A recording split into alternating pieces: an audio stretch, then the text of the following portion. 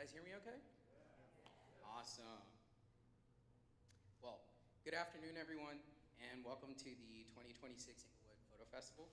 My name is Rathan Ramesh, and on behalf of our entire team, our artists, our vendors, volunteers, and this remarkable community, thank you for being here. We gather today in a city that sits at the heart of one of the most photographic, most storied regions in the world. LA has long been a place where image and identity intersect, where photographers have documented everything from the golden age of Hollywood to the civil rights movement, from the birth of lowrider culture to the evolution of street style. This region has produced some of the most significant photographic work of the last century, and the artists who call it home have shaped the way the world sees itself. Inglewood is a vital part of that legacy. This festival is a declaration that Inglewood has always been an art and culture hub for Los Angeles.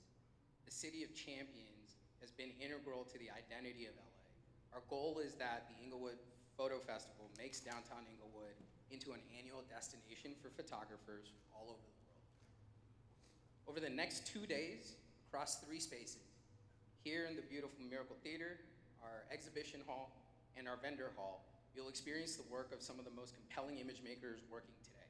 Esteban Oriol, Kwaku Alston, Thalia Gochez, Stefan Benasco, and many, many more. Artists who understand that photography is simply not documentation. It's evidence of resiliency, of creativity, of a community's right to define itself on its own terms. In our theater, you'll hear conversations that go deep on cultural legacy, community recovery and resilience, documentary work, and the evolving relationship between photography and technology. This festival is free and open to the public because meaningful art should be free and accessible to everybody. This took tremendous effort to put together, and we wouldn't have been able to do any of this without the support and contributions of all our vendors, families, and friends. We'll have QR codes on the slides throughout today. Please donate whatever amount you feel comfortable for future programming and continuing this moving forward. The work's on the walls, and the conversations are about to begin. So with that, we'd like to make a special presentation to John Simmons. Yeah.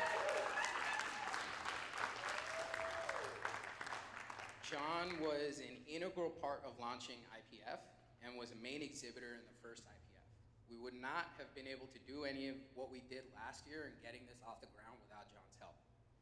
We would like to present John with the 2026 IPF Documentary Vision Awards. And with that, we'd like to show you a little video clip giving you an idea of who John is.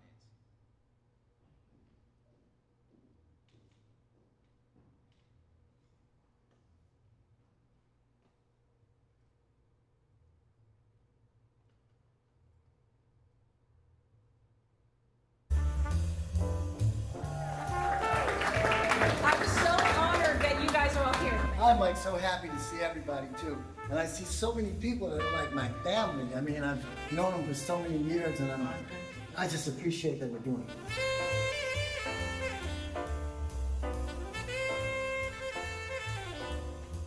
So happy with Johnny. His work is incredible.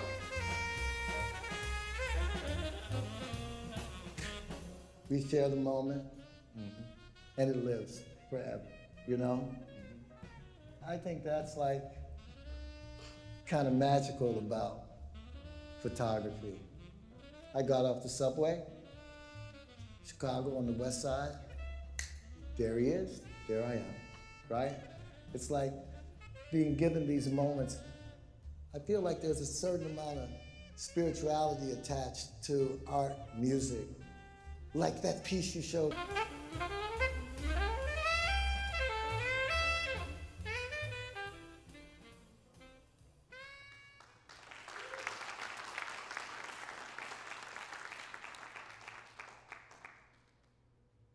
I'd like to call Amadou Kante on stage, and we're going to present John with the 2026 IPF Documentary Vision Awards.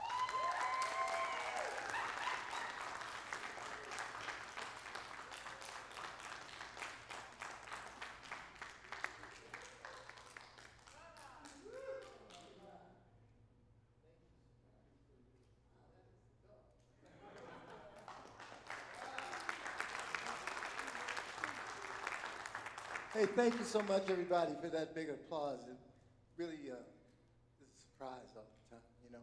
I'll tell you, this is such an important event. I have to say, Amadou, all you guys are just so amazing for putting this together. And it's so important. And you know what's so important is that sharing our point of view is important. You know, that's like a big deal. The big deal is to be able to know that we have an affinity. We have an affinity for something, you know? And for me, it was taking photographs in my community. That's how I started out. And I started out taking those pictures not for anybody to actually see. You take them for yourself. I mean, this practice is one that's motivated by passion, you know? You don't have a choice. You have to do it. And I'm so glad to see so many people here that do it. And that work next door is amazing, man. It's incredible. Last year was incredible. So I have to tell you that I really appreciate that applause that you guys gave me, like I said when I started out talking. My friend Kenny made this little clip that we just watched, and that was actually the first time I watched it, so it was pretty funny to me, but it was cool. And thank you very much.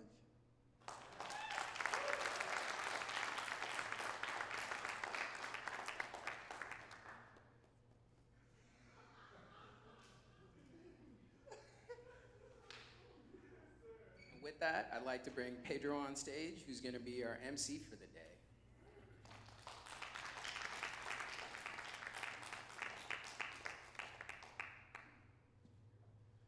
Don't. Everything looks better when you're buzzed, right? Yeah, including me. Oh, and by the way, I will take this is a shameless plug, but are there any photographers in here, actual photographers? All right. If you're looking for a middle-aged male model, okay, I'm here for you.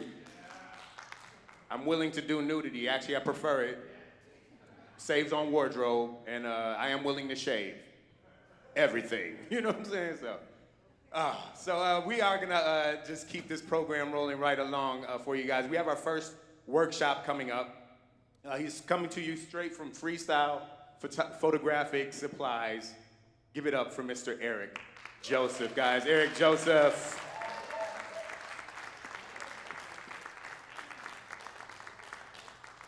You know you're professional when you got your own mic attached to your head already. That's that's a new level to the game. All right. Testing, 1, 2, 3. Testing. Can you hear me? Excellent. Need to be hands-free for this demo. Last year I got halfway through it, threw the microphone down. Nobody could hear me. So, okay, you go that way.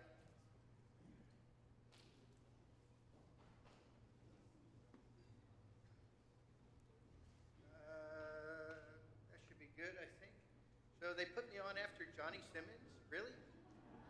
There's a lot of stress attached to that. No, I think that's it. They're gonna, yeah, we do need power.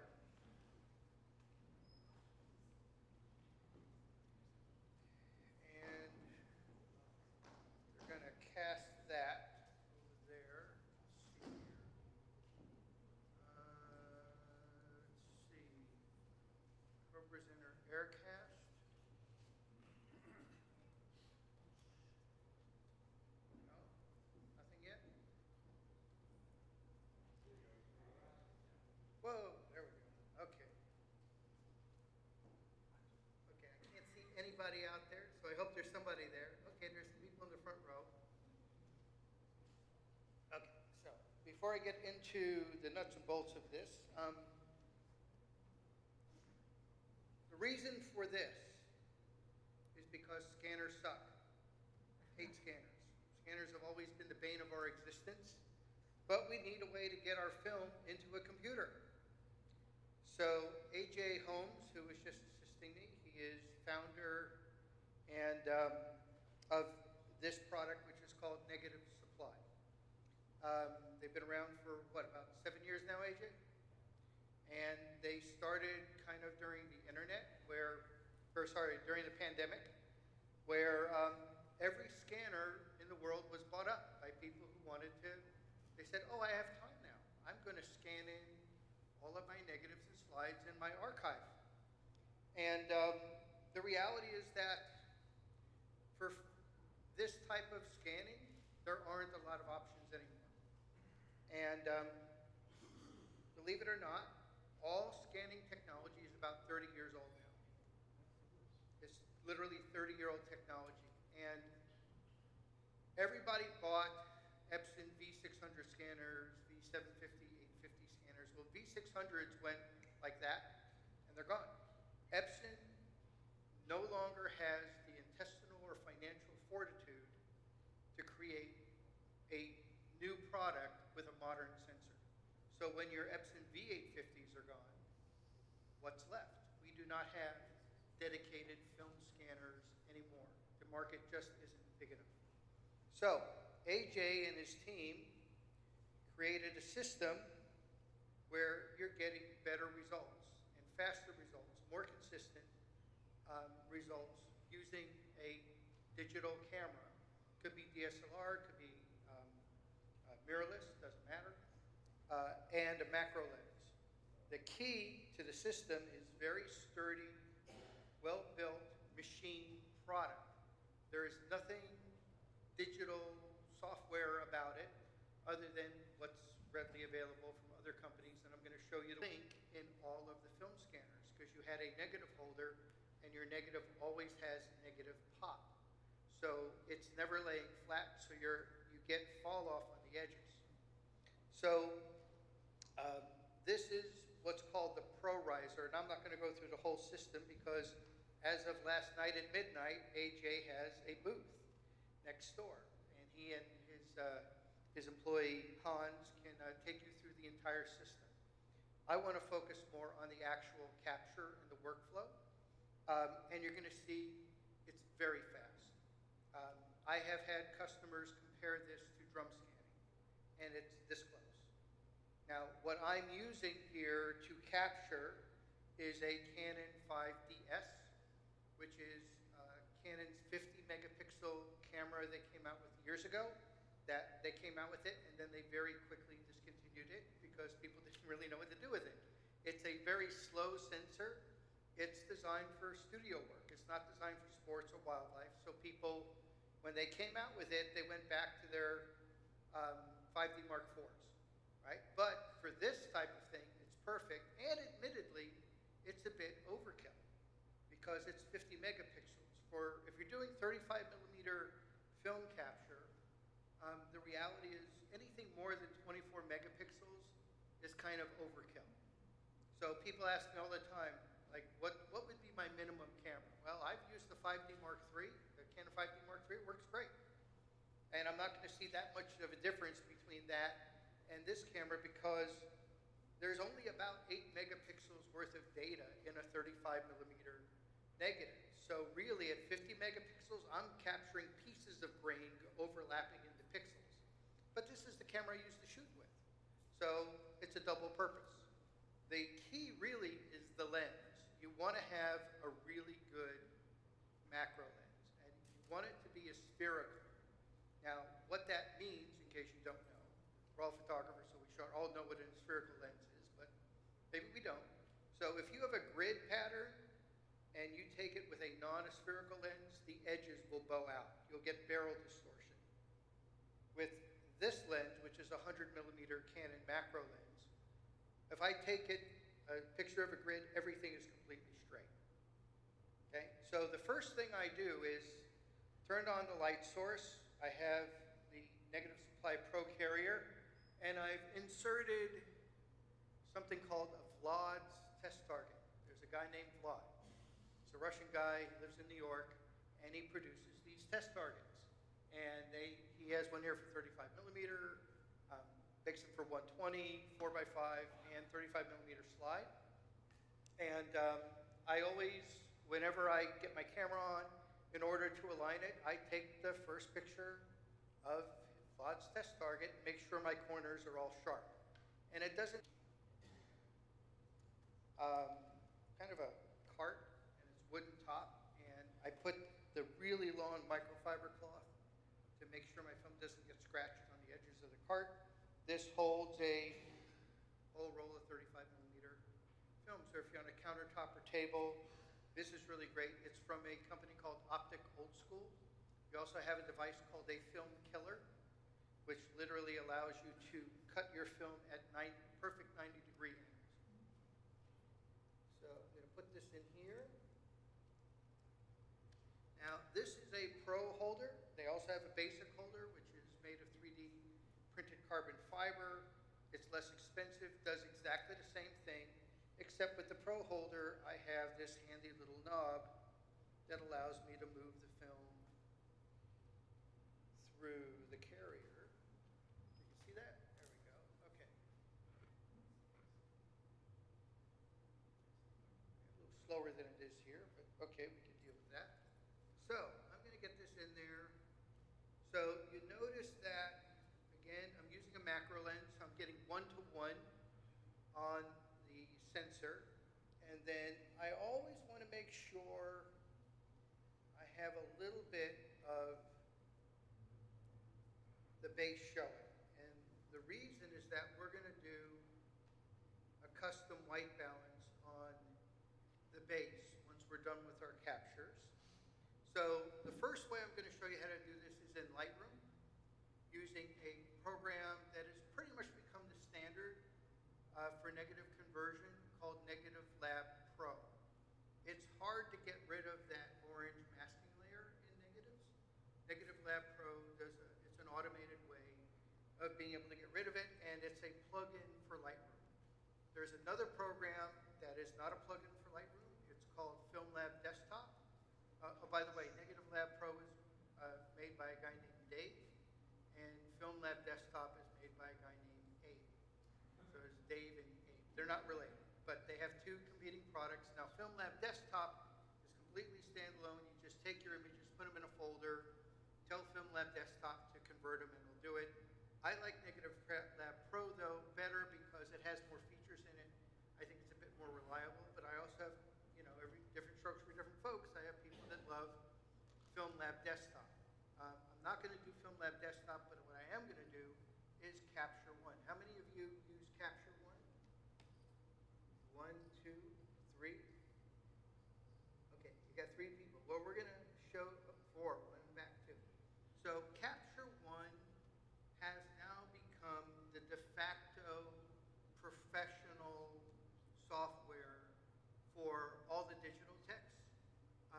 I've been told that if you show up with a laptop for a Digitech job with Lightroom, you will be turned away and never hired again, ever. So while we are tethering in Lightroom, the tethering connectivity and ability in Capture One is far superior, and it's got a lot more advanced tools. And as of a couple of months ago, Capture One has incorporated negative conversion into their software. So I'm going to show you how to do that as well. So here we are. Here's our first image, and I'm tethering in Lightroom, so that's where we're seeing the live view. We can autofocus, and let me just make sure my image stabilization is off. These are some of the rules starting off. These light sources are 5000K, so I'm setting my white balance to daylight. You want to have the ISO of your camera set to the lowest ISO that it's capable of. I know that some cameras go down to 50. You might still go at 100. You're not going to see that much of a difference. This camera is 100. My aperture is at f8, and my shutter I've got set to 1/20th of a second. So I'm going to push. I can either push this button here. I can push F12, and I just digitize the negative at full 50 megapixel resolution. So if a lot of my frustration is young people are really driving film sales now, but they're using it, their paper. What I just did here is 50 megapixels. So now, the Pro holders I like because I can now just scroll over to my next image and hit F12. And you can also, by the way, get a foot pump, a foot pedal, plug it into your computer and program it for shutter release.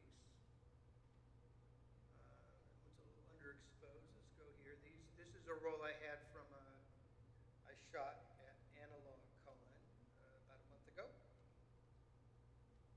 So we'll get, here's my friend Catherine Just, who many of you probably know. And I'm just going to do a few of these. I'm not going to go through the whole roll, but see how fast I'm doing this? Just up to this point, if you were using an Epson V850, it'd be going, I hate that noise, right?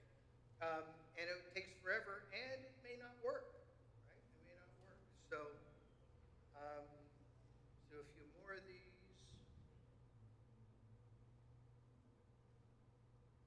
Get some skin tones.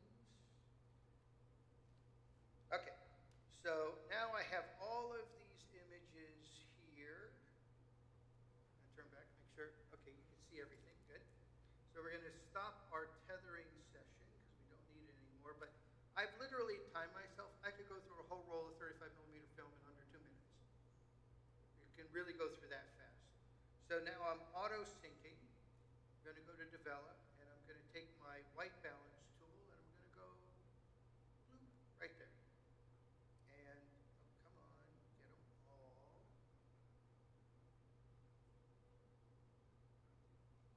Okay, so you see I just updated the white balance on all of those. And that's to neutralize the orange mask in the base. Now I'm going to go to plugin extras, and like I said, Negative Lab Pro is a plugin for Lightroom. It's tied to Lightroom. So if you don't like Lightroom, Film Lab Desktop is your choice, or if you're using Capture One, do it in Capture One. So what you notice happened now is the image increased in size a little bit because it needs to get rid of the base now, right? So it's automatically increasing the size of the image by 5%, and I'm choosing a negative. You could also have it analyze in color balance slides if you want. I'm using a digital camera. I'm putting it on the basic color model. You could do none. You could give it kind of a Fuji Frontier or an Aritsu look. Or if you're doing black and white, you can set it to black and white. And I'm going to click Convert 7 Negatives. So here it goes. And it goes through very quickly. And ta-da! I'm done. So, but wait, there's more. So in Negative Lab Pro here, the thing I really appreciate about film is that every film has its own kind of unique sensibility, but you can also change it a lot because it's now digital, 50 megapixel RAW file. I can do so much with it now. So here are some basic algorithms or presets. So I could make it, I could go here, and obviously it's not going to look exactly the same as my computer screen over here, but you get the idea that you've got all these different looks that you can give the film. I'm just going to leave it, and this is gold film, so I'm just going to leave it on gold for right now. And I'm going to apply it, and then you can also do stuff in here. So here's your highlights. Here's your shadows. You've got brightness, so you can do quite a bit in here in terms of bringing back your detail and stuff.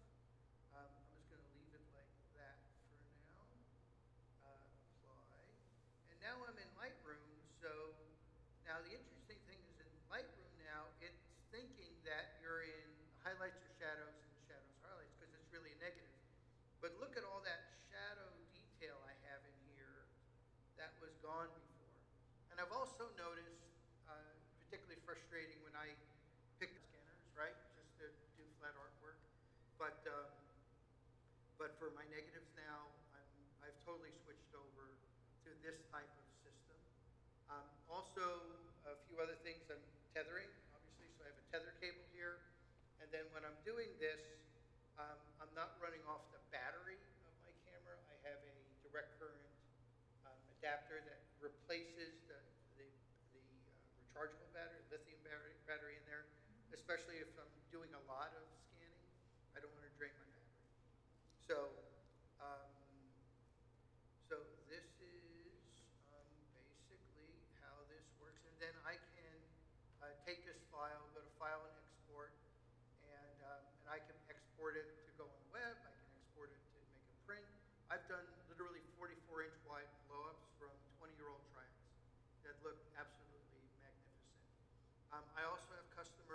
very pro drum scan. So this is absolutely better than an Epson or any flatbed scanner, any real dedicated film scanner like a Nikon Coolscan and such. Imicon is a kind of a whole nother level, but they were $20,000 or $30,000 when they were new. And you got to plug them into old computers. They don't supply, they don't keep up with the software anymore. And you've got to get them recalibrated all the time. So, kind of a pain, right? This way, you're not dependent upon really anything, right? So, most people have a DSLR camera or a mirrorless camera. All you need to add is a macro lens. Also, by the way, this lens happens to come with this really long lens hood. Negative Supply also makes hoods. So I could put a hood on here and that lens would be completely in there. This works really well because it gets really close. So I don't usually use the hood, but like this is for a slide and your lens would then go in there. So it blocks out all the light. So yes, I can now export this to do whatever I want with it. So let's see. I'm going to take a quick break here. Roland, you have a question? So Negative Supply is committed to creating a system that works with every film format ever made. So we have holders for 35, medium format. This 35 is also really long, so it handles X-Pan. You could do half frame 35 X-Pan. In medium format, you could do 6x 4.5, 6x6, 6x7, 6x9, 6x8, 6x9. Then the light sources, their very base is all 4x5. So they have a 4x5 solution that's very inexpensive. They also now have one that is very expensive. It's a double, it's a hinged magnetic clasp, double anti-Newton ring glass as well, a sandwich. And then the bottom comes out and you can replace it with masks that handle single frames. There's no system out there that handles single frame medium format, or if you have a 35 millimeter slide that the mount is busted up and you want to just scan that, the bottom glass comes out and you can replace it with these machined pieces of aircraft aluminum that are backed with anti-Newton glass. So, and a lot of people are asking about 8x10. They are announcing and releasing a new 8x10 light source and carrier next month or in the next 2 months at the very least. And those will have masks for all the popular large format film formats. AJ and I have been talking, he's like, well, which ones do I make 5 of and which ones do I make like 100 of, right? Well, you want to have 2 1/4, 3 1/4, 3 1/4, 4 1/4, 9 by 12 centimeter. Just found out that Ilford, when they do their ultra large format orders, really popular format is 4x10. Like, I don't even know anybody that's got a 4x10 camera. I took my person, we sell like at least a half a dozen boxes of that on the Ilford ULF program, and all the formats. So 4x10 is popular. So yes, they are supplying a solution for every single format. In fact, these holders, let me just grab something real quick if I get it. I got a whole box of stuff here, obviously.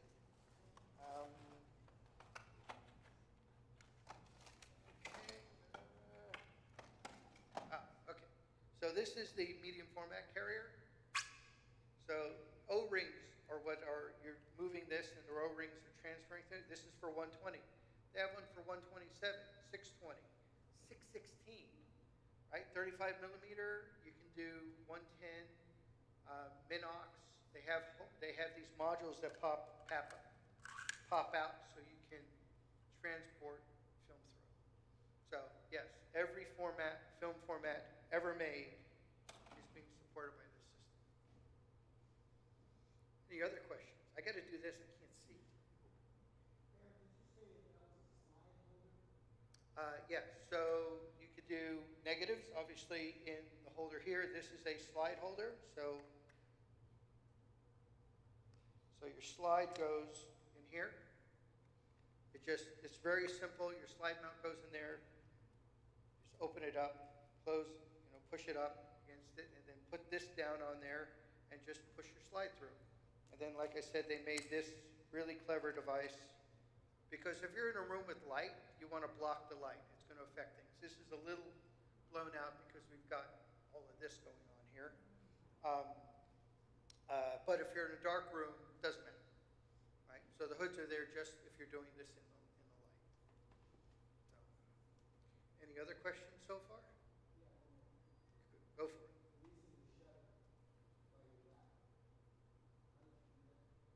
Releasing the shutter? So in Lightroom, the key command for shutter release is F12. Just the F12 key. Or when I have that live view thing up, just use the mouse and push there's a little digital shutter release button there. But you can also get a foot pedal. And people like that because, this is it's kind of rickety, right? So some people like to use a foot pedal because it's, hands off. And by the way, I'm capturing in, a 20th of a second here. And so you want to make sure everything is in, as far as your exposure is concerned, everything is in your histogram. So let me just go back over here. I'm going to do a tether capture. Should have started off with that, but I was in a hurry. So let's do another. I'm going to just change. Helpful if this one back on. Right? And everything's completely flat. So now I'm going to get out of Lightroom Classic. And we're going to start up Capture One. And where is my Capture One? Capture One is, here it is.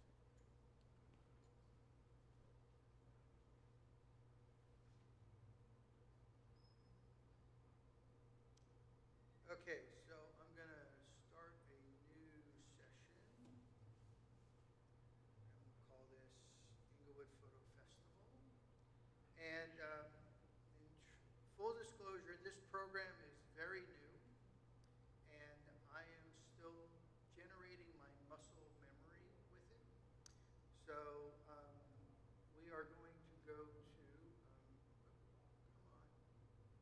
come on. Okay, so I'm going to activate tethering, and here's my camera. And Lightroom works for tethering, but I didn't even do anything. This is already set up, right? So I'm going to back off these guys here a bit. We're going to go to live, and it says Canon EOS 5DS. My 100 millimeter macro lens, all that stuff, my exposure. I'm going to hit live view. Here's my live view window. Let's go back here again. And again, you want to make sure that you have a little bit of the base in there. But I'm going to do a few things here because it does work a little differently. I'm going to show guides, and I'm going to move. Let's see. Got my guides there. We're going to add a customized guides. We're going to add a horizontal one, and I want to. Where am I here? I'm going to grab that guide. Okay. So what I'm going to do here is it doesn't have the automatic expansion like Negative Lab Pro does. So I'm going to put some guides in there. I'm also going to make them different colors so I can kind of see them better. So we're going to move that guy over there. We're going to move that guy up over here. And I'm going to add another vertical one. So what I'm doing is I'm giving myself a little guide so that when I bring the next one over, I'm going to put it there because I need to crop in. Okay, so I've got that. And then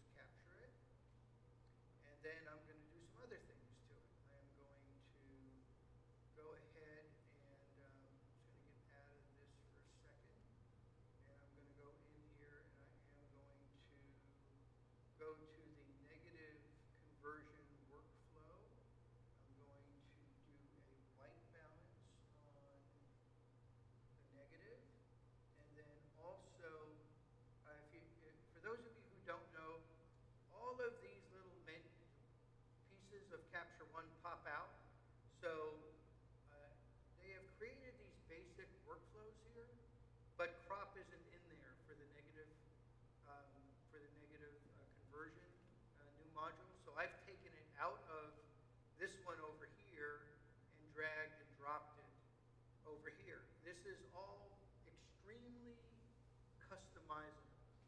So what I'm going to do now is I'm going to do a crop here. Bring this in here because when it does its conversion, or negative, bing, right? So now what I'm going to do is I'm going to do a copy. I'm going to go back to tether, and I'm going to go back to live view, and let's see. I am now going to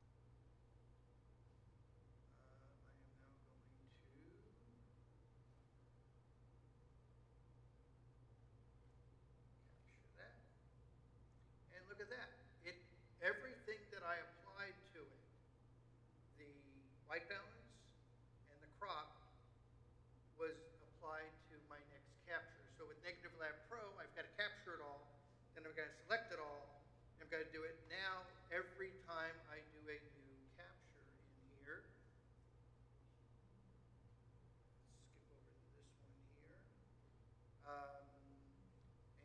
Rollins, what was the key combination for shutter release on Capture One?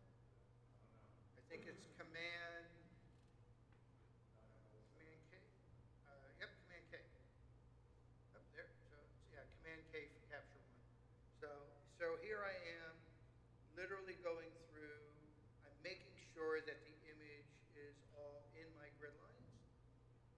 And let's go back to over here. So there's two different workflows.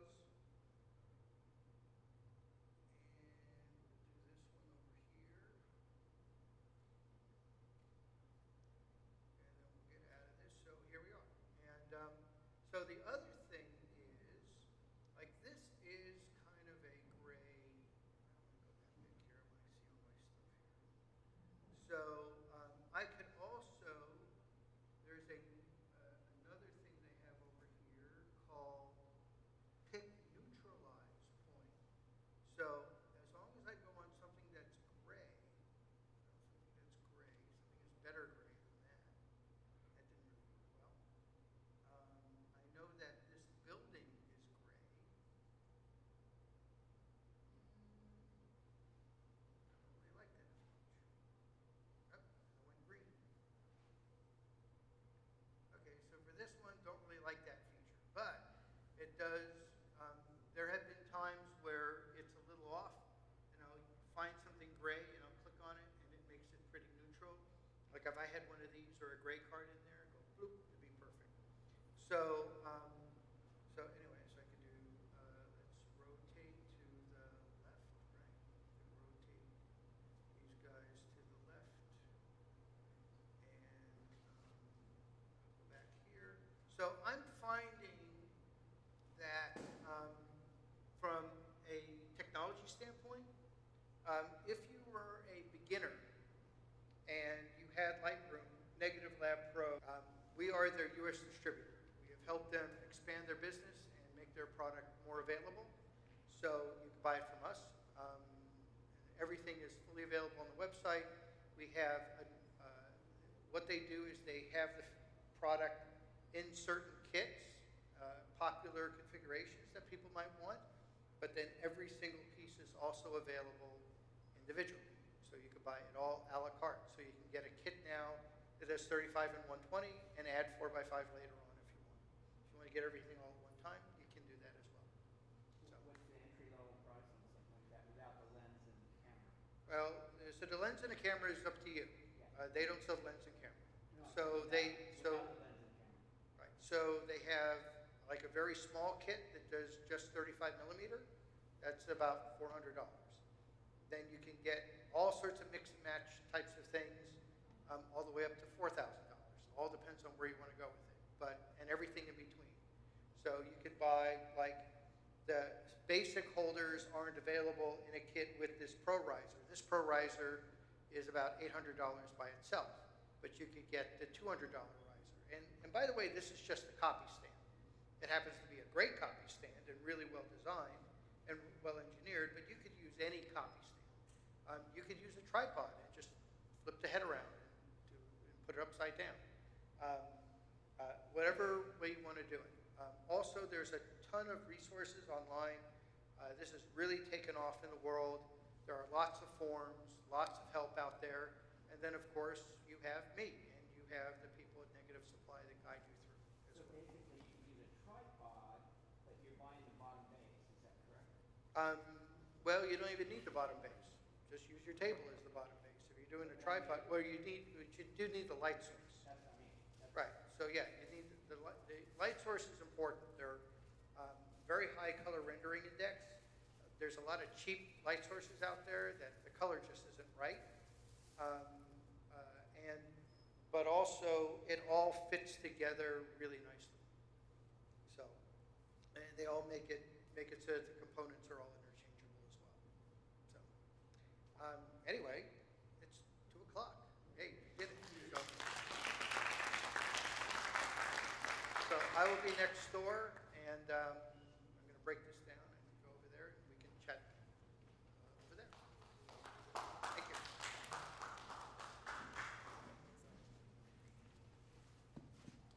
One more time, everybody, for Eric Joseph. Brilliant presentation. I realize I'm an idiot because I had no idea what he was talking about, but it's great. I'm an artist. I'm not supposed to. We're going to take a little break. Make sure you go out and get some refreshments. Check out the exhibits. We'll be back here at 2:30 for our keynote presentation and award ceremony, all right? Thank you all.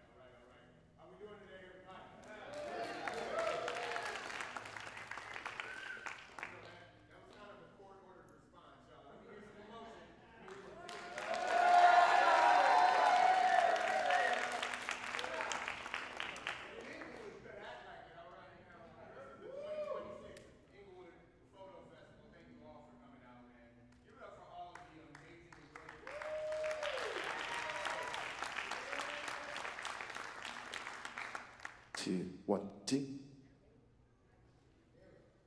Much better. Oh, damn, now I can hear myself. Yeah. I forgot how sexy my voice is. Yeah. Welcome back, guys. I'll be your MC for today.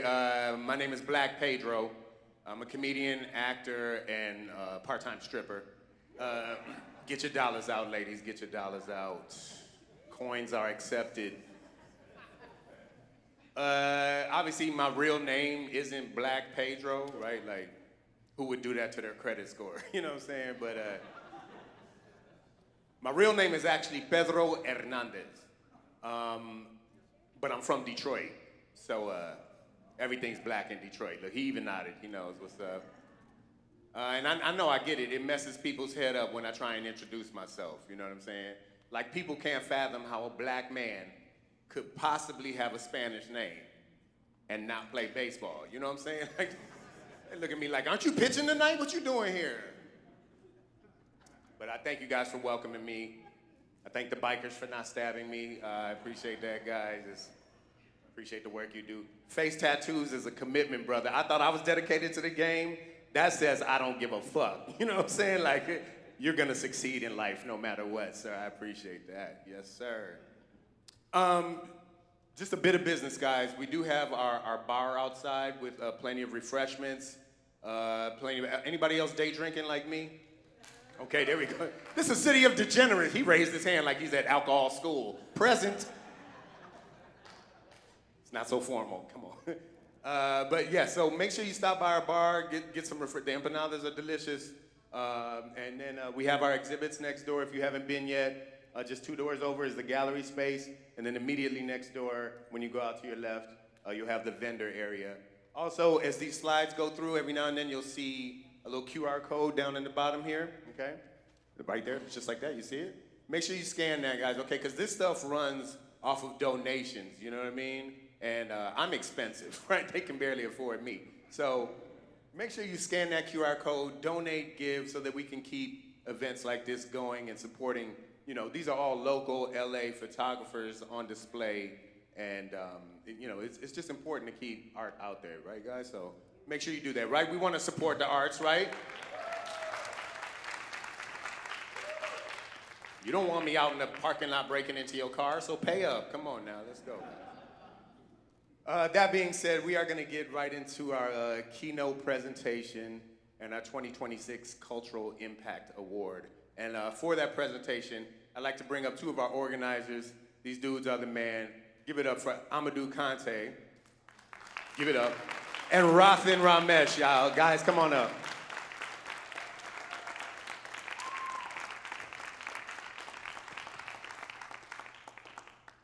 Thank you.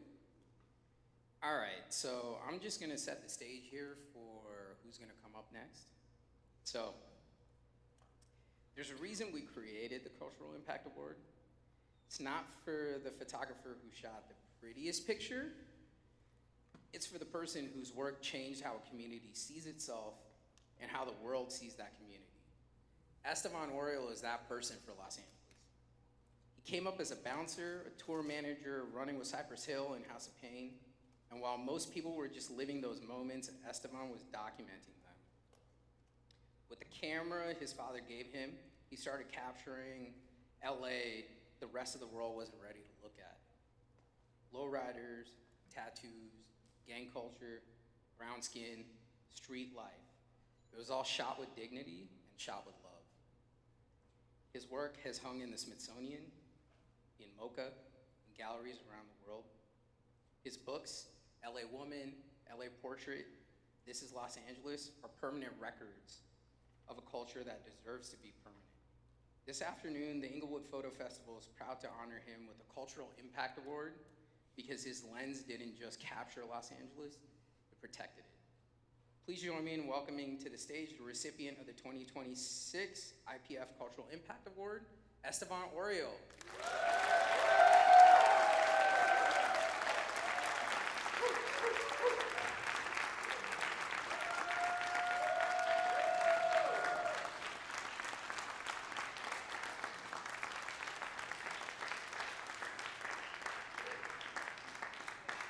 Thank you guys for coming out.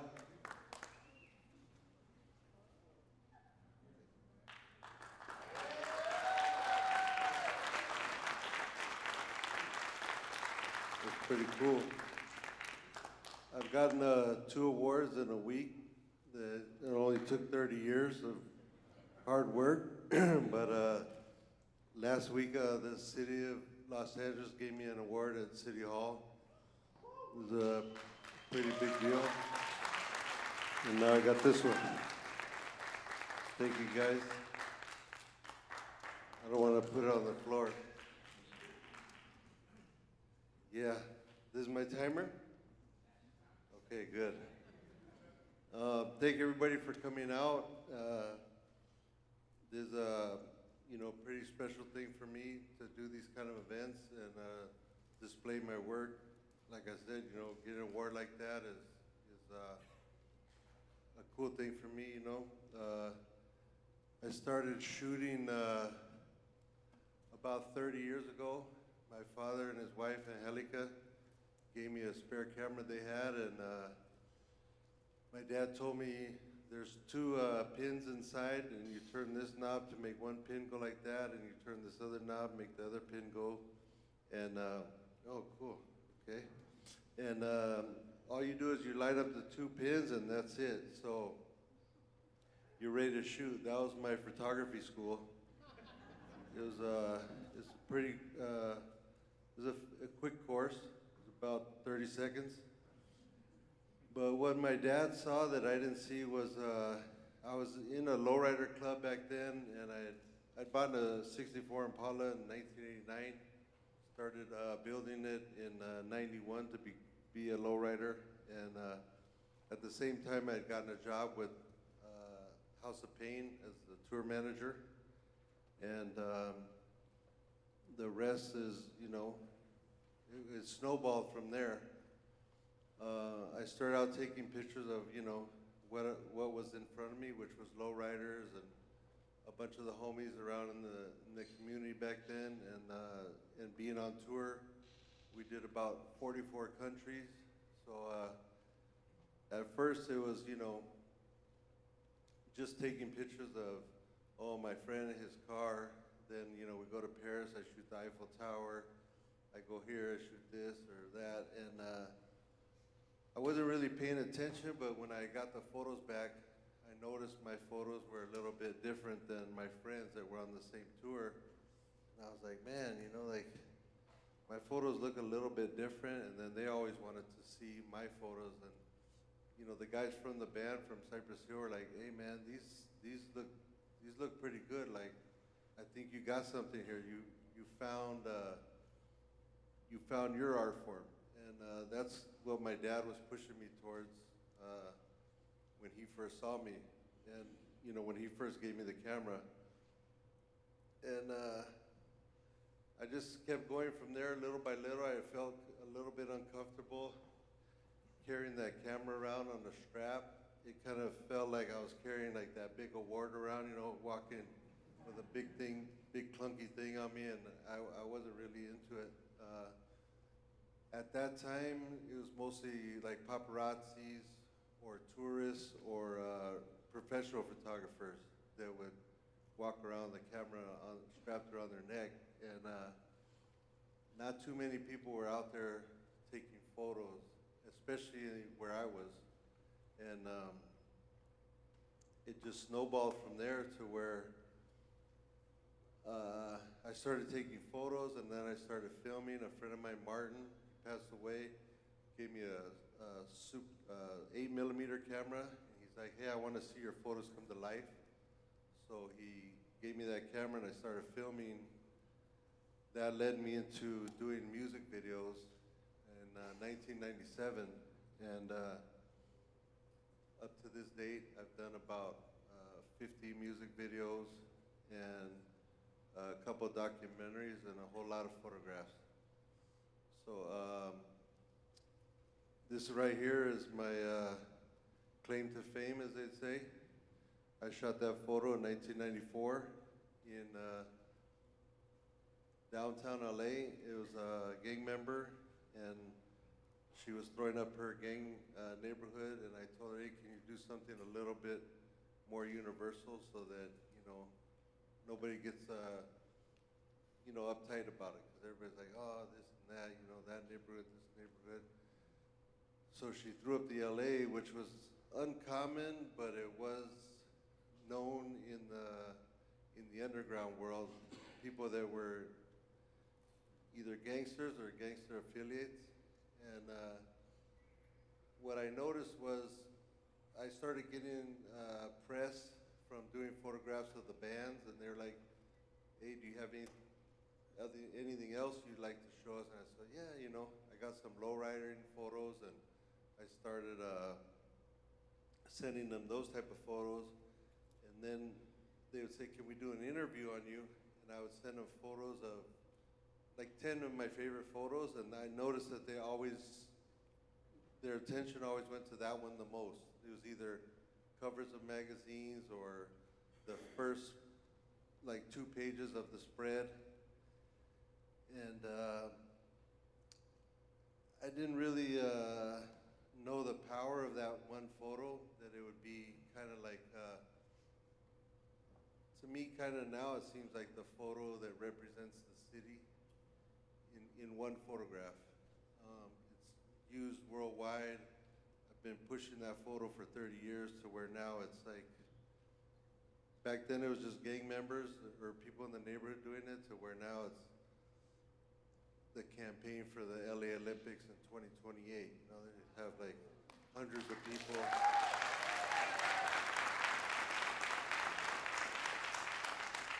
Thank you. The thing about that is I didn't know it was. So I didn't know it until I saw it. I was like, oh wow, everybody's doing the, you know, the LA thing. And you know, it's been like a double-edged sword for me. It's like my most known photo, but then like the most one that's been copied of. Then we opened up we had a gallery called Super Chief downtown, and we opened that up. I had a show there. We opened it up as a relief center, so we'd have everybody donate stuff to there, sort it out, and then families and people that their houses were burned down would come to get supplies.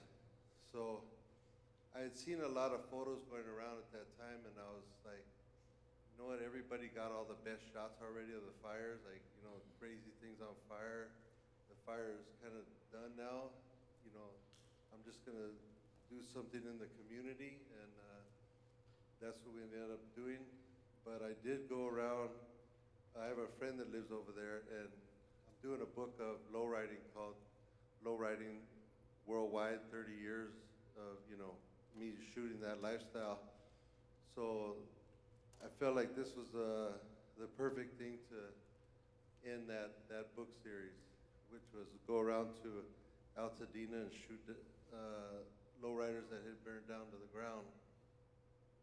And yeah, I mean, that would devastate me right there if my lowriders all burned down in just a matter of seconds. But this right here, these last round of ICE protests downtown. These were all the CHPs that were blocking off the freeway ramps that went on, you know, because everybody was gonna rush the freeway, and it ended up, it didn't work because they rushed it anyways. And there was some arrests made. It got so bad that they brought in the United States Marine Corps.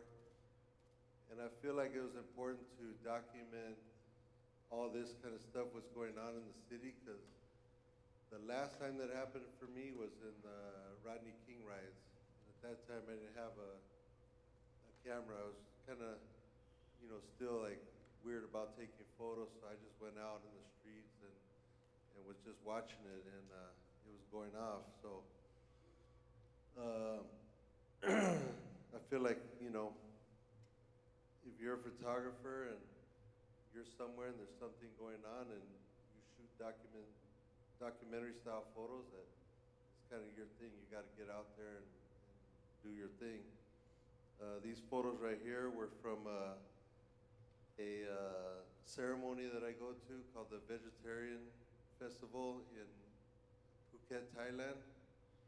And these guys, they do this in homage to the ninth emperor of China, when they went to Thailand, they got sick, and the Thai people brought them back and took their sicknesses away by putting them on a vegetarian diet.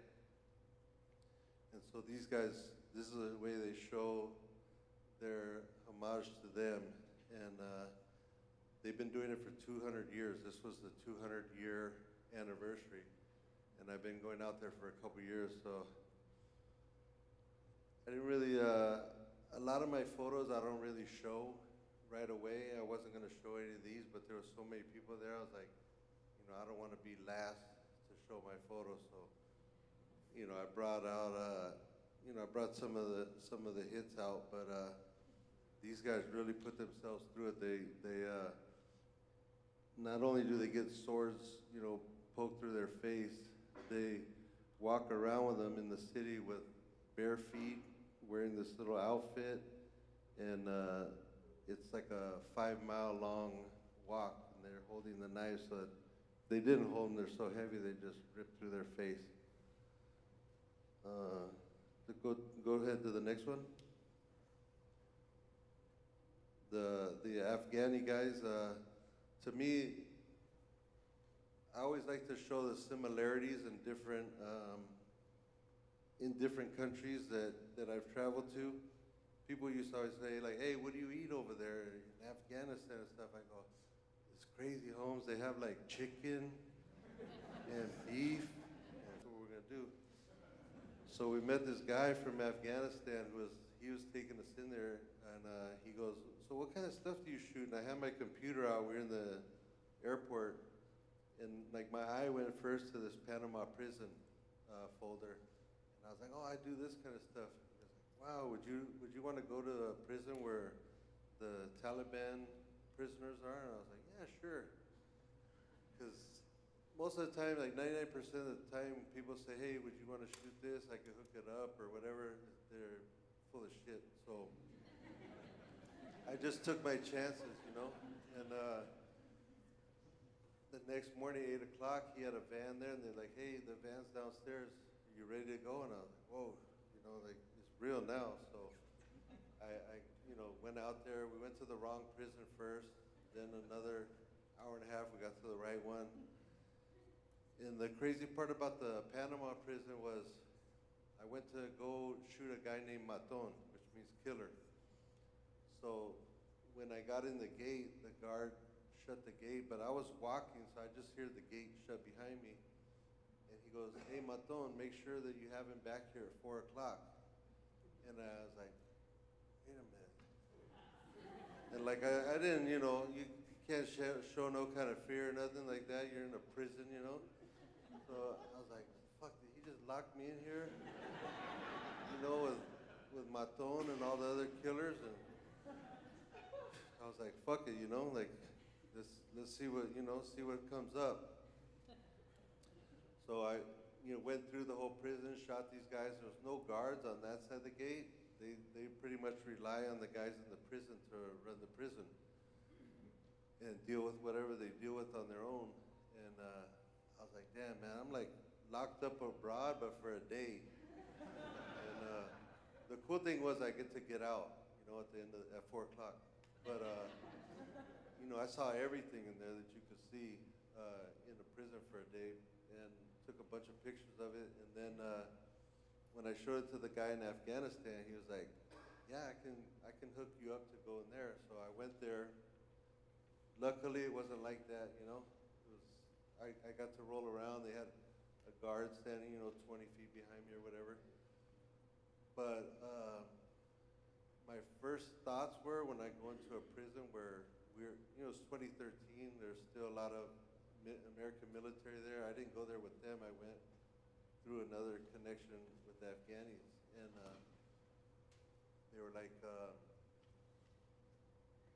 in my mind, I thought like they were either gonna throw something at me or spit at me or whatever, because, you know, American, I don't look like I'm supposed to be there.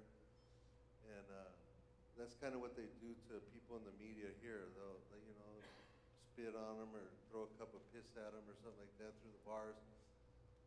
And I was ready for it, but not really, you know, wasn't really into that happening to me. And when they took me in there, the first place I went up to, I walked up to the bars, and I couldn't speak a word of Afghani, and they couldn't speak a word of English. The guys that took me there, or the guys inside there. So I just had to point to my camera, which is what I pretty much do in foreign countries. I point to the camera and point to them, and it's like, is it okay? And they're like, yeah, go for it.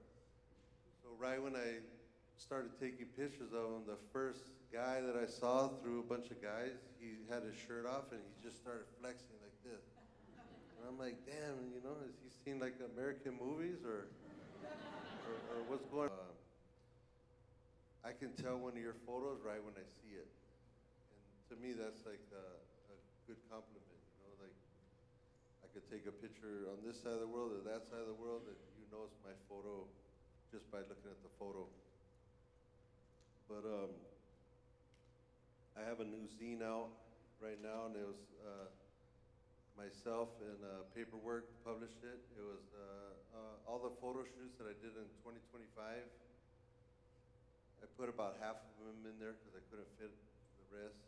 But it's pretty much all the different shoots that I did last year. And then if you guys have time to check out the exhibit, a couple doors down, there's some of my newer photos that Icon printed for me.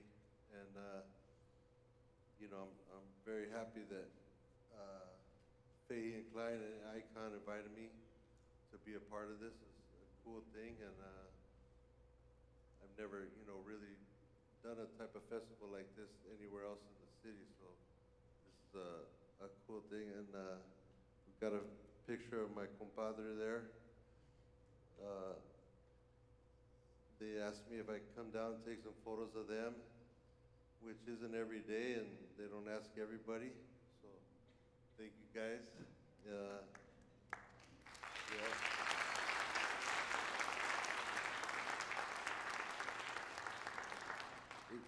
It always is a cool feeling when people trust you and they invite you into something that they don't invite barely anybody into.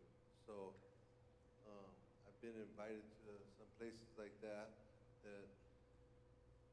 a lot of people don't get invited to, and that's always a good feeling. I always try to make the most of it and make them happy that they invited me there, you know. So I don't know if that's my time up. It looks like it. But thank all you guys for coming. And,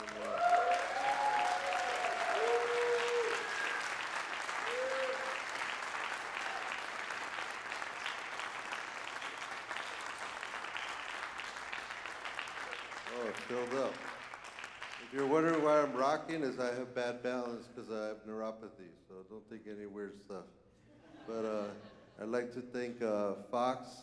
Fox is an old school photographer. We just put out a zine on him. He has worked from 79, 80, 81, 82 of lowrider and gang culture. We put out a zine of him. You can see it next door. Hopefully we have one that you can see because it's sold out. And thank you to my compadre Rob in the Inglewood chapter for coming and supporting. My daughter Ange. And I think my dad's still here. Yep, I see you. Yeah, thank you guys.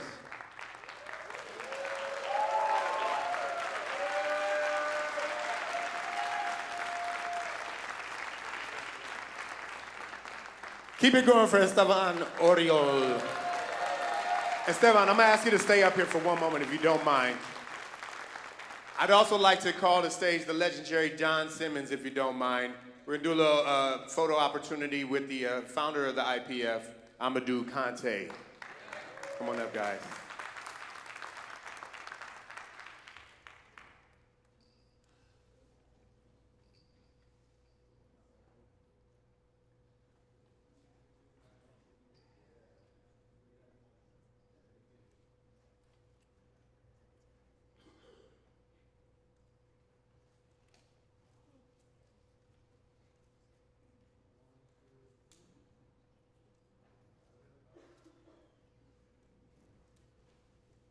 Everybody get your phone now so we can get your Instagram likes. Let's go, guys. Come on. Get your following up. This is how you do it.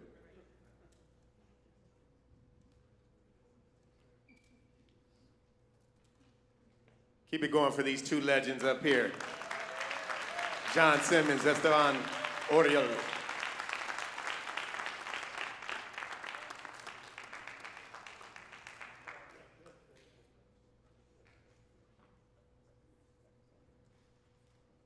All right, all right. Wasn't that amazing, guys? You know what I'm saying? I don't know about you. After the swords through the mouth, I need another drink. That's intense work right there. It makes the face tattoos look easy, bro. You know what I'm saying? Honestly, I'm gonna be honest about that. Are we having a good time so far, everybody? All right now. Anybody in any relationships out there? We got relationships going, married people, none of that? Are we just all single, ready to mingle tonight? What, we having an orgy after this? Let's go, y'all. Everybody get naked. Let's go. Okay. I live with my lady now. We just moved in a few months ago, and I love my woman. You know what I'm saying? She is beautiful, gorgeous. All women, beautiful, gorgeous. You ladies look so beautiful. I didn't realize how much product goes into this beauty until I moved in with my lady. You know what I'm talking about? Like, I went to the bathroom the other day, and I couldn't find where the water comes from. You know what I'm saying? I was like, baby, what you do with the sink? You know what I'm saying? It's just bottles of product everywhere. I got frustrated. I cornered her. I said, what is all this shit for? You know what I mean? I didn't think she'd be able to do it, but it took her about 45 minutes, but she named every bottle on that counter, right? She's like, this one's for my face, and this is for my body, and this one's for my hands, and this one's for my feet, and then this one is just for this part right here. I was like, what? What are you doing? Fellas, that's not how we do ours, right? Men, we like to dig one big hole one time. You know what I'm saying? I saw a commercial the other day for a 5-in-1 men's wash. That's right, a 5-in-1 men's wash. They were so proud of it, they didn't even give it a name. They just called it 5-in-1 men's wash. You know what I'm saying? I was watching sports. You know, commercial break, that voice kicked in. It was like, try new 5-in-1 men's wash. Good for your hair, face, body, asshole, and teeth. I was like, what? I could wash my ass and my mouth with this? I'm doing that. Yeah. Not in that order, but I'm going to do it. I'm going to do that. She's got this one product, though. I realized she had I was in the shower the other day. She has a charcoal face wash. You know what I'm saying? And I grew up with a single mother and a little sister, so I've been using women's products all my life. You know what I'm saying? Like, she wasn't buying boy soap and girl soap, so I was using like Dove and St. Ives facial scrub. You know what I'm saying? Like, I was the most exfoliated Negro on the east side of Detroit. Skin was impeccable in 3rd grade. So I'm used to using a little facial scrub, but she had a charcoal facial scrub, and I went to go use it, and I squeezed it out, and all of this black goo came out. It was just like black, right? And that's when I realized, because my girlfriend's white, I realized that my white girlfriend is in the shower doing blackface every day. And I was like, you mother. I confronted her about that too. I was like, baby, are you in the shower doing blackface every day? She was like, no, sir. Did that Billy Adam day? I was like, you mother, get the... Hold back the laughter, guys. Save it for when you get home. That's cool. I appreciate you guys' time. Listen, we're going to move, I believe we have a panel coming up next. The Pasadena Photography Arts Open Show, When the Students Become the Teachers. Okay, I like that. So I guess we're going to call them up now. We have our panelists are going to be Tayala Avery, Jingyi Che, Tommy Milliton, and Christina Yao, and it'll be moderated by Ellen Friedlander and Rollins Patagan. I hope I got everybody's name right. We can fight in the parking lot afterwards, okay? Give it up for you guys. Give it up for your panel coming up here.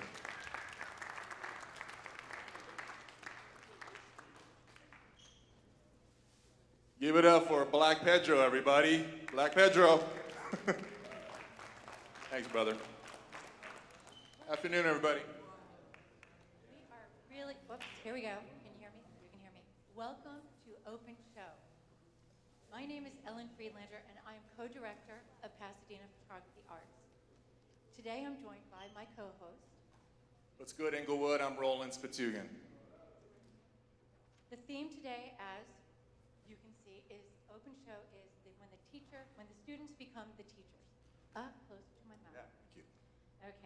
And before we go on, I want to introduce a little bit about our history. We were founded in 2012 by Bill and Kathy Wishner, and at the time they found themselves constantly going to the west side of LA for everything art-related and photography. They looked at each other and said, I think we can do better. And this led them to found the PPA in order to bring more photography community to the local East Side LA. From our humble beginnings of intimate gatherings at the Armory of the Arts in Pasadena, today, PPA, we are proud to have a global presence. Our mission is to promote diverse photography projects by emerging and established photographers worldwide through virtual and in-person events like today. As Ellen said, we have programs that promote emerging and established talent. Two of our programs are here called Forum and Open Show. Forum is a public gathering where we invite industry professionals to share and discuss their experience with a live audience. It's very much what you guys are going to see on this stage with other discussion panels. In our organization, we've had guests that include established photographers, museum curators, photo bookmakers, and more. The other program we have is called Open Show, which we will be presenting in a few moments here. Open Show is also a public event where we have a curated selection of photographers that we invite to showcase and discuss their work. Today's Open Show is called When the Students Become the Teachers. So we wanted to spotlight the next generation of photographers. So our open call went out to current students and recent graduates. So if any of you out there who would like to showcase your work with us at any stage of your creative path, whether you're a student or beyond, I encourage you guys to go to PasadenaPhotographyArts.org and sign up to any amount. Today's event has been sponsored by Bill Wishner, who is the founder of Pasadena Photography Arts. And Bill is here today. I want to recognize him. Thank you so much for having us here. Without you, we wouldn't be here today. Thank you. And we have a forum coming up this July 28th. It's virtual. You too can be there. It will be a wonderful conversation with street photographer Jeff Larson, who is a previous open show presenter turned podcast host. He hails from Boston and created the Crit House. You can learn more about this program by visiting our website and signing up there. Hope to see you then. It will be a great virtual show. All right, let's get this party started, shall we? What we're going to do is we're going to present all of these 4 photographers that were selected. And I'm really excited because they all come from various parts of the US and beyond. So before we introduce them, we're going to actually reveal a fun fact about them, and then we're going to ask them to come onto the stage. So I'll start. My fun fact is, when I was studying photography at Santa Monica College, I interned for Esteban Oriol, who was our keynote speaker previously. So for me, being here on this stage is a full circle moment because it is a great honor for me to have shared the stage with the legendary photographer from Los Angeles. Ellen, do you have a fun fact? Well, my fun fact is I lived in Hong Kong for 15 years, raising my children and working with a Hong Kong-based photographer, which informed me greatly. So that's my fun fact. It's amazing. And with that, I'd like to have my first presenter, photographer. She has been to 16 countries, hailing all the way from Griswold, Connecticut. Let's welcome Tila Avery.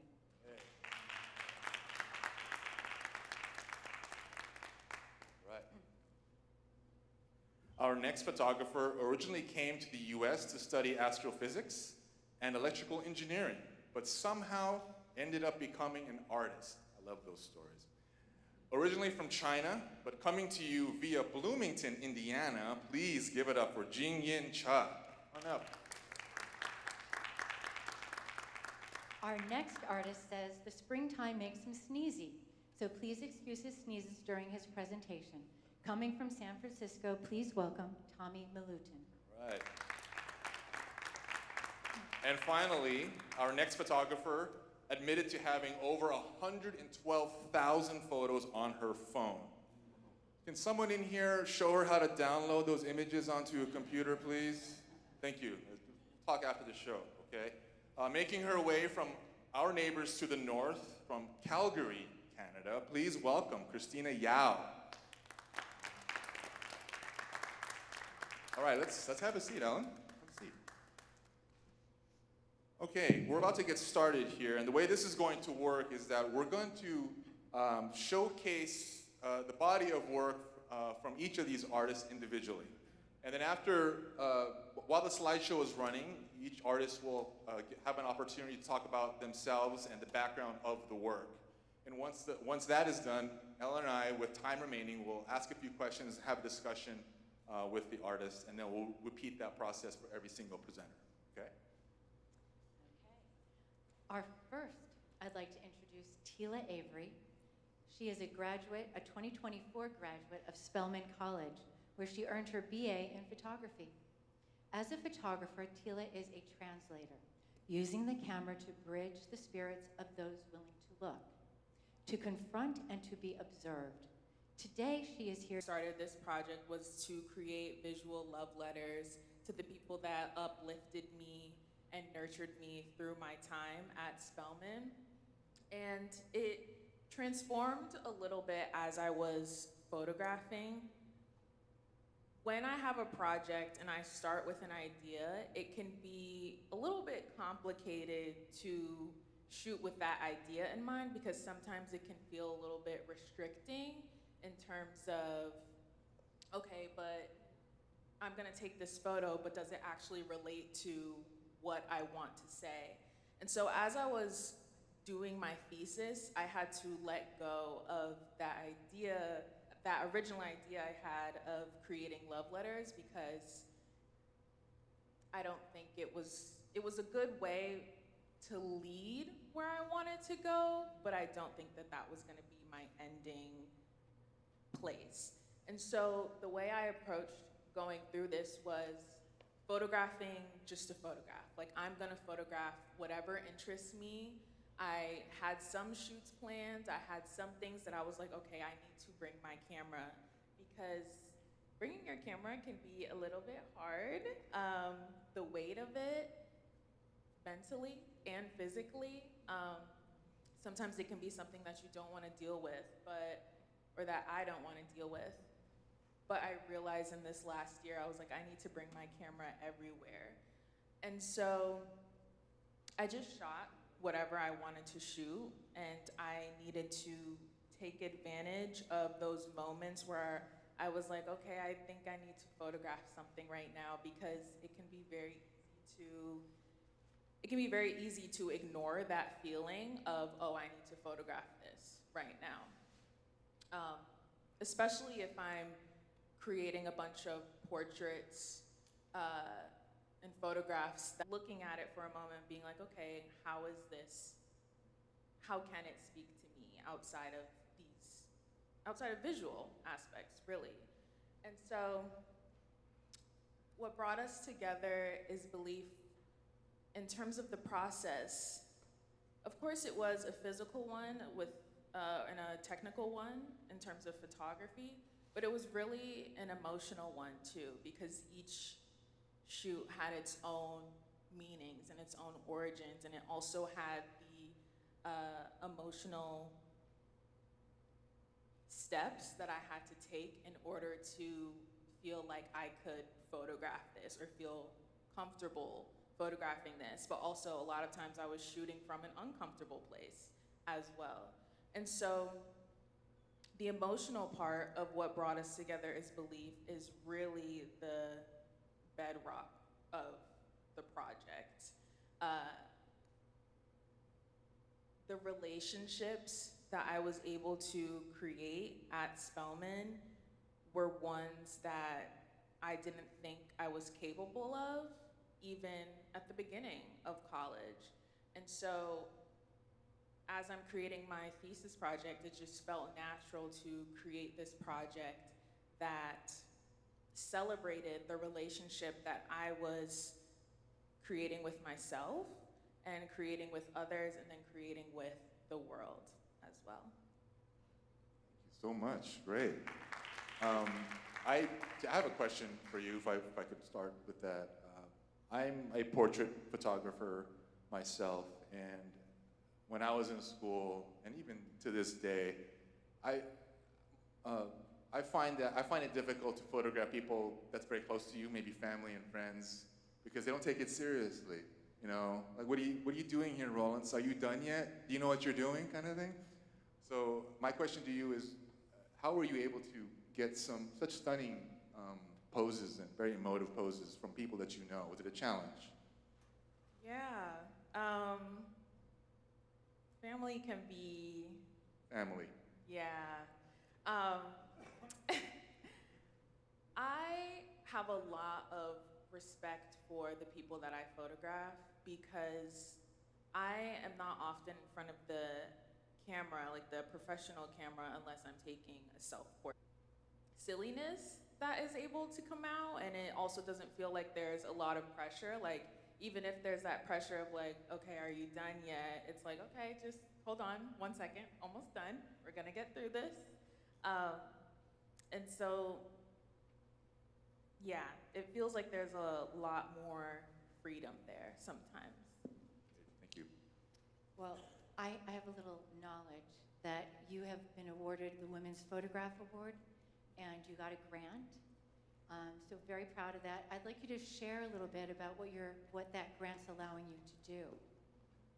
Yeah, so I am a part of the class of 2025 Women Photograph Project grantees, and that was awarded to me last year, and the project that I proposed was one that's based in Japan, and it started with this curiosity of wanting to explore the connection and the pull that people feel towards Japanese culture, even if they're not Japanese.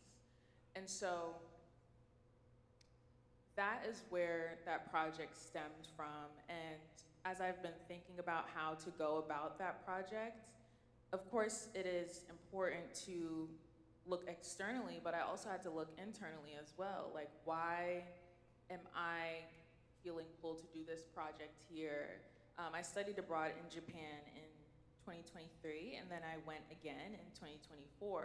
And so it's vital for approaching that project, it's vital for me to also ask myself, okay, but why Japan? And as an artist, when questions are asked of you, especially emotional ones, it can feel very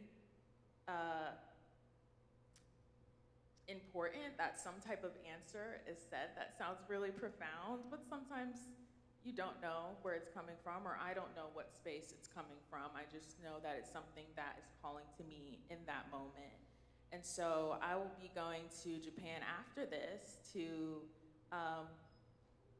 continue that project and explore why I'm feeling called to do that for myself and for others. Well, you're definitely being called. Thank you very much. Thanks, Tila. Let's give it up for Tila Avery. Thank you. Okay, moving on to our next presenter. Jingyin Che is a lens-based interdisciplinary artist from Yangzhou, China, and a current MFA candidate in photography at Indiana University. He examines institutional space, migration, and geopolitical tension after using cinematic scenarios and dark humor to reveal the contradictions between public narratives and lived realities. Today, he is presenting his series entitled Harmless to be Proven. Go ahead, Jingyin. Thank you. Thank you, everyone. Thank you so much for being here today. This project grew out of my ongoing thinking about how people experience uncertainty within academic and institutional space.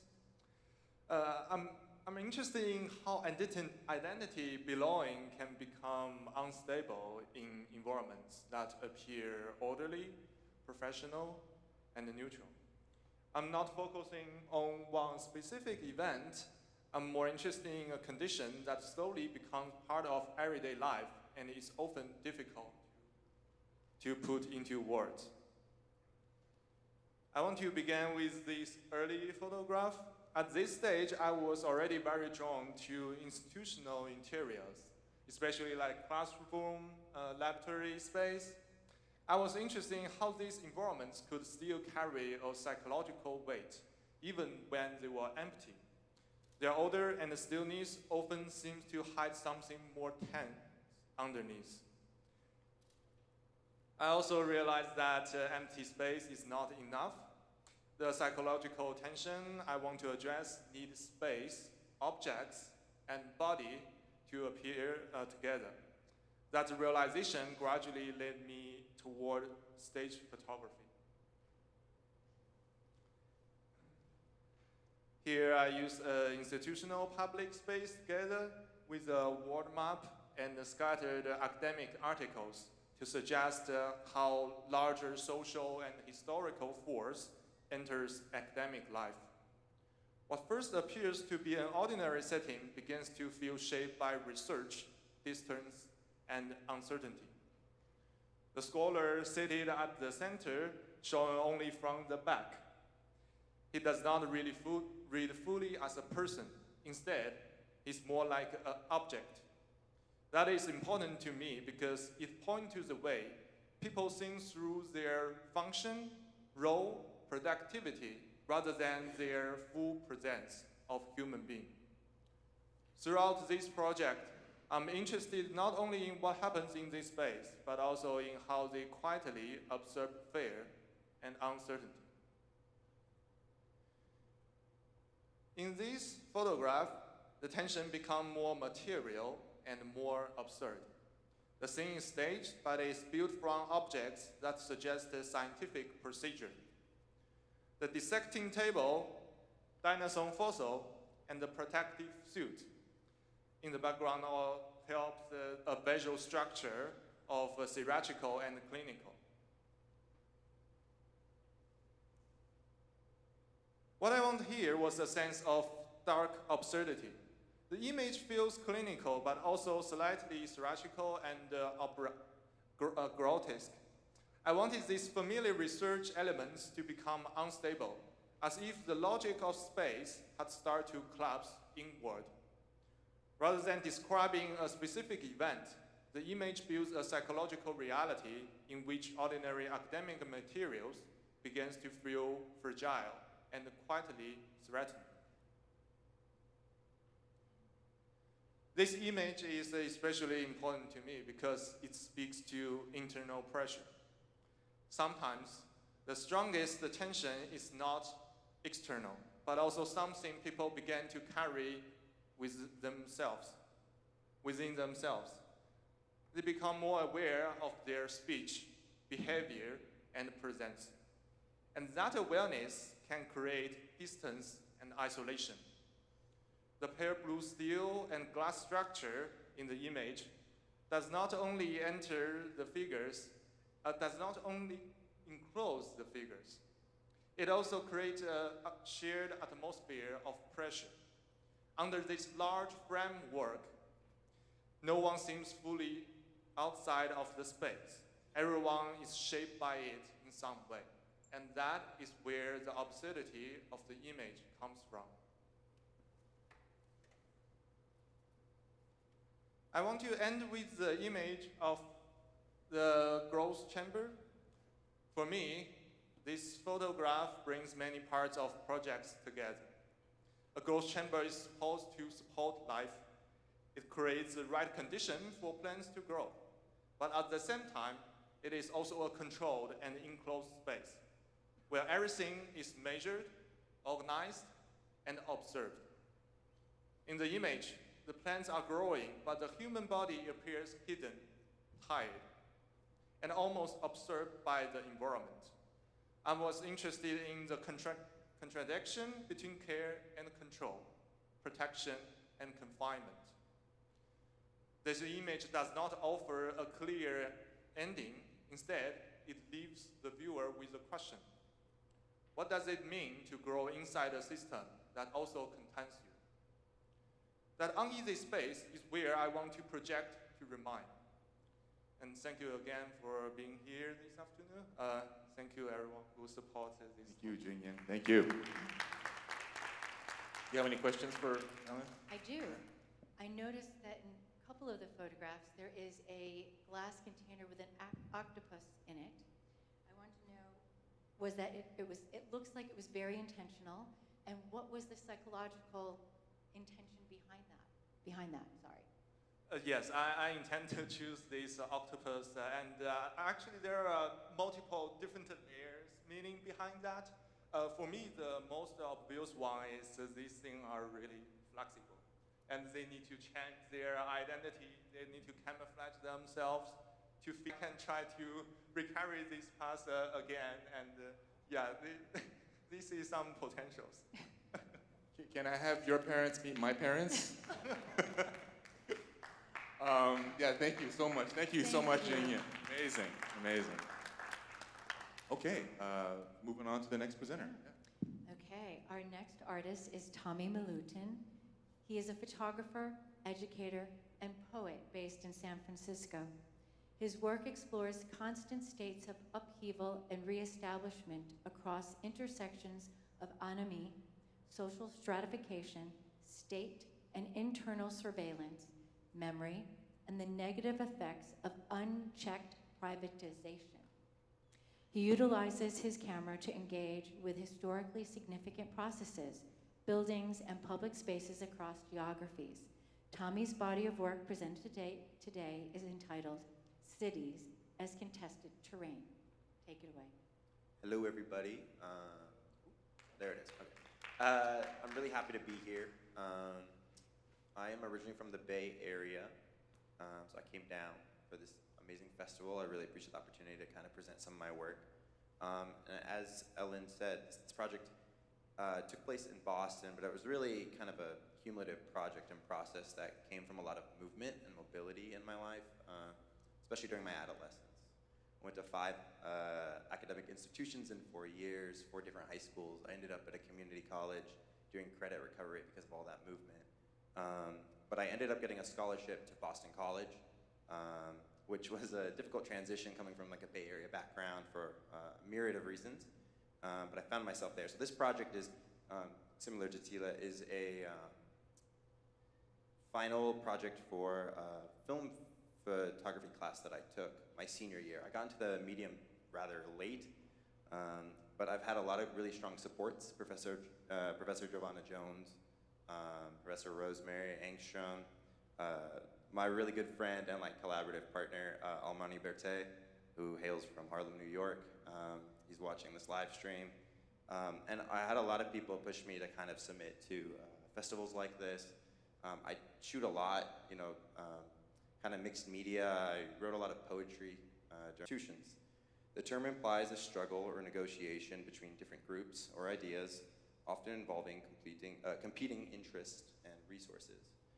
And when I started this project, there were 2 aspects. There's kind of the built environment. I studied urban planning and public policy a lot. So you have the built environment, so like schools and firehouses and parks and highways and neighborhoods that are destroyed in order to build highways and all of these things. So that's a contested aspect of living and being in an urban space. But you also have the contested aspect of these kind of institutions that are more invisible, such as education, the medical system, the family. You know, these units are cornerstone and foundational for people in building community and like surviving.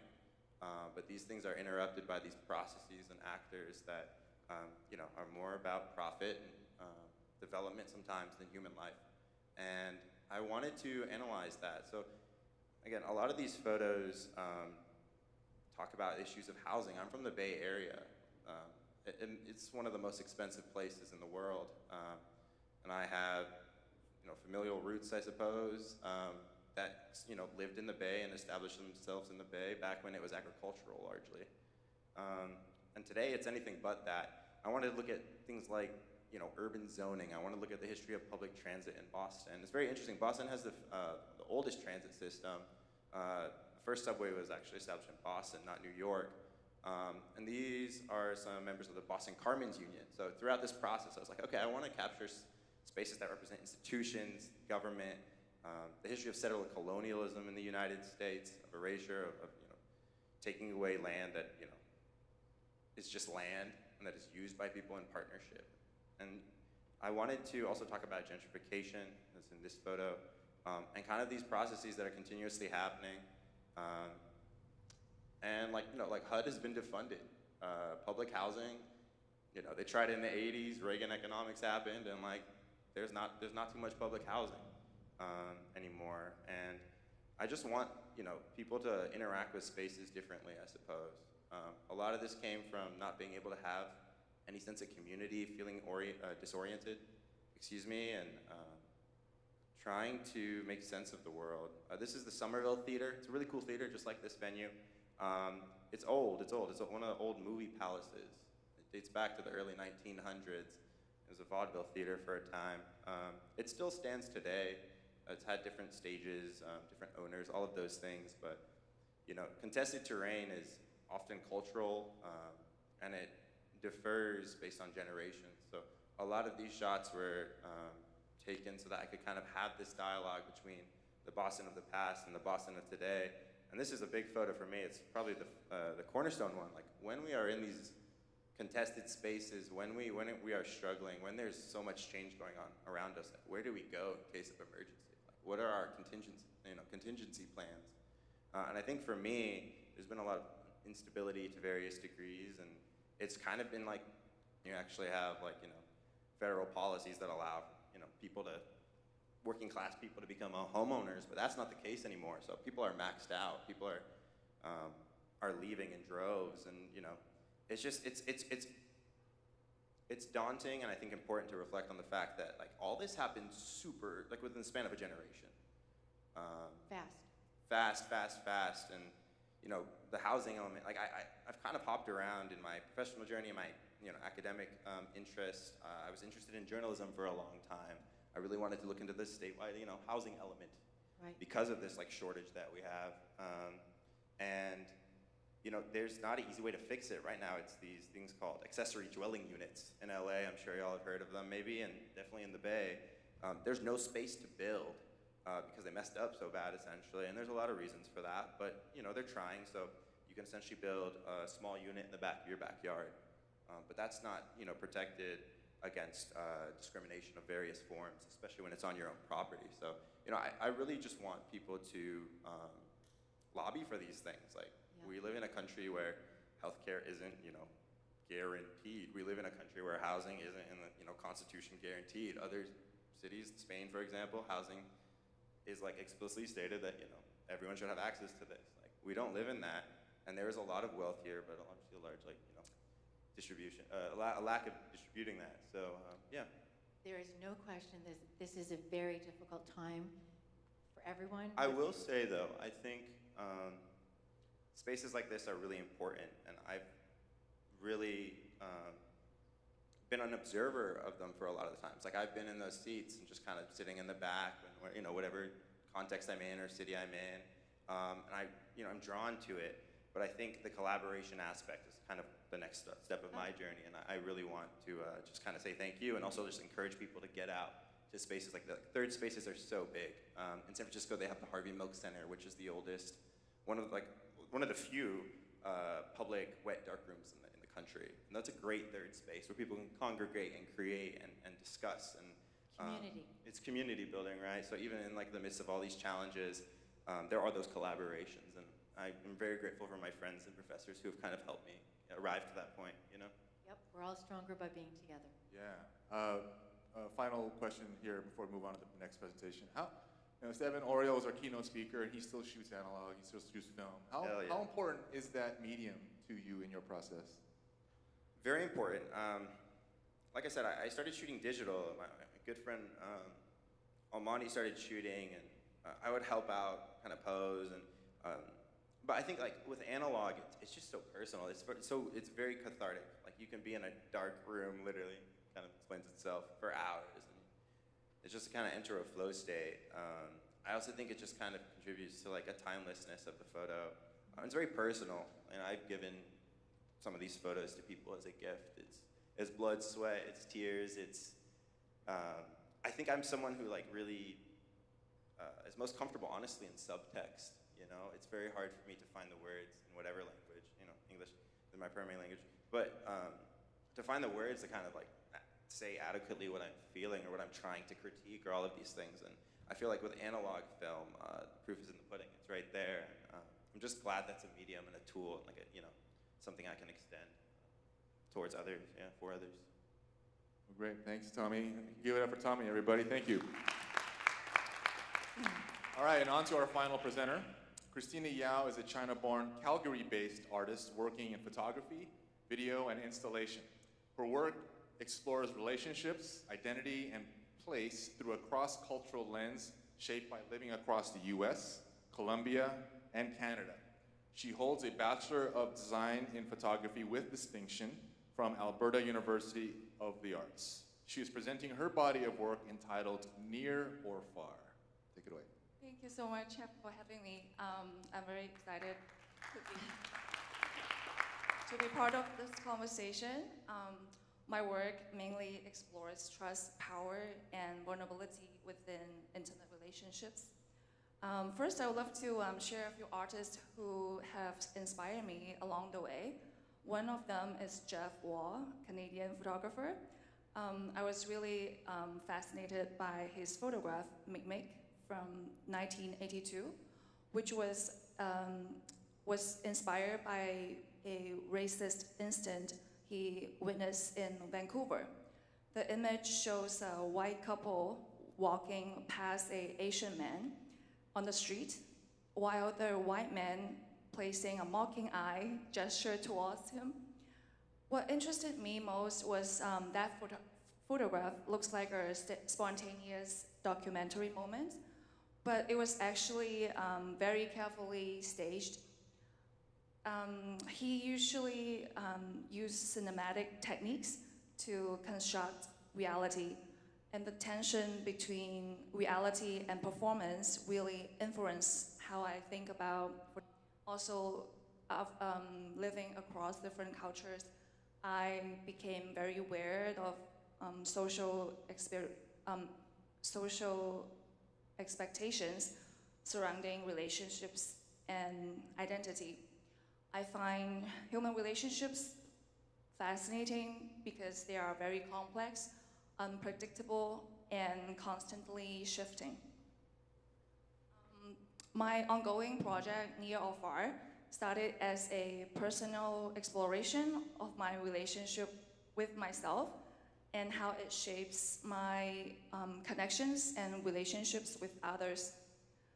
And my own intimate relationships tend to be short-lived, and I've never experienced a long-term relationship, which makes me aware of the layers within intimacy, the way closeness and distance can exist at the same time, and also the tension between wanting to be seen and being scared to expose too much.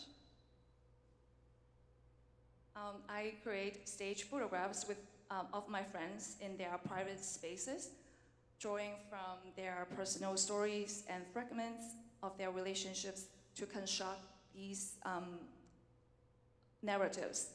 At the same time, I project my own doubts and barriers I experience in relationships onto these situations.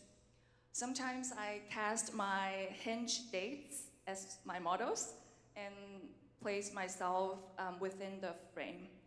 I really enjoy doing that because I can be both observer and also the participant. So through this imagined relationships, I examine my own desires, insecurity, and patterns of intimacy. In the photo, I think the previous one, where my friend is watering the plants and I'm kneeling next to them, I asked my friend to perform as I asked him to perform as a caring partner. So I was thinking about the act of giving and receiving within relationships. Giving is often associated with generosity and emotional strength, while receiving can sometimes be viewed as passive. Through this image, I wanted to question that assumption. Although my physical position in this image may appear submissive, but I'm interested in how receiving care can also be an active role, one that requires vulnerability, trust, and self-love. In another image where one man is shaving the other's head, I was thinking about how acts of care and love can sometimes blur into forms of control. Allowing someone to care for you can also mean placing a certain amount of trust in them and giving up a degree of agency. I'm interested in that emotional complexity within close relationships and in the quiet negotiation between control and care. While making this series, I was thinking about how to create a sense of consistency across the images. So I started to use the couch as a recurring element because it feels like such a personal and intimate piece of our everyday life. And there were 3 images were placed together. I think it's coming up next. As the sequence where my role shifts each time. In the first one, I was being cared for while lying on the couch. In another one, I became an outsider, intruding upon a moment of intimacy. And the last one, I was the one offering care. Through these shifting roles, I wanted to explore how emotional dynamics within relationships are constantly changing. And this is a still ongoing project, and through this work, I wanted to continue explore the tension between what is performed for the camera and what becomes emotionally revealed through the process. I often ask my friends to send me photos of their spaces and outfits beforehand so I can plan the photo shoot in advance. But I realized even though I like to plan as much I could, once I'm there with them, I end up improvising because there were so many unpredictable elements like the lighting and how they engage with the camera, how comfortable they feel, and how much they trust me. So the images became a mix of planned and improvised moments. Sometimes the photos turn out completely different from what I expected, but that's also what makes photography so interesting. It's never the same, just like relationships. Yeah, that's all. Thank you so much. Thank you. You have a question for Christina? In having all these friends, hinge dates, yourself sometimes in those photographs, has anything really surprised you by your person's response to being in a photograph or your own response? I think this project made me reflect on how expectations would shape your relationships. Like I would often carry ideas of how love, connection should look like. Like, oh, if he does this, that means he's interested in me. But I think those expectations would create distance rather than closeness. So now when I look at, I used to look for clarity and certainty in relationships, but through this project, I started to feel more comfortable with ambiguity and changes in relationships. But you also, sorry, you also use a large format camera, correct? No, actually, I shoot digitals. But are you using, I thought you used a bigger, you stage them sometimes in public places. You ask people.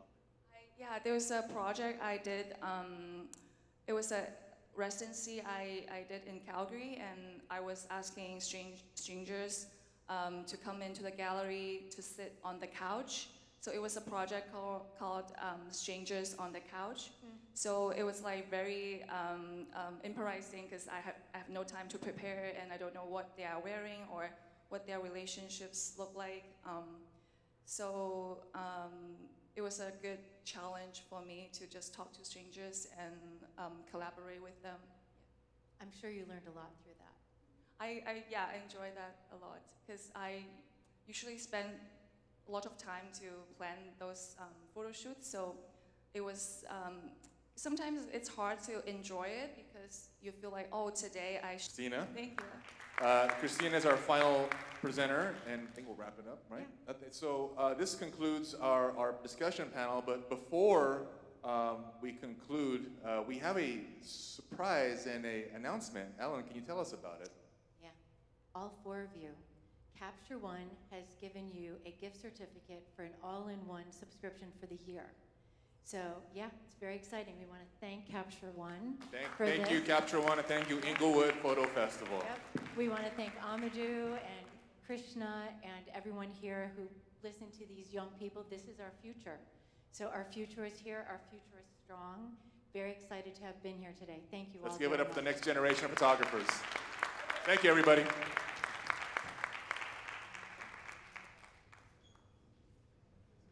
Keep it going one more time for your panel, guys. Come on. Let's go.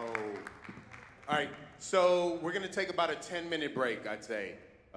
Refresh yourselves, do what you need to do. We'll be right back here in about 10 minutes with another artist panel, the exhibiting artist. So we'll have Marcus Ubungan and Sonny Mills, moderated by Everett Williams, okay? We'll see you guys in a bit.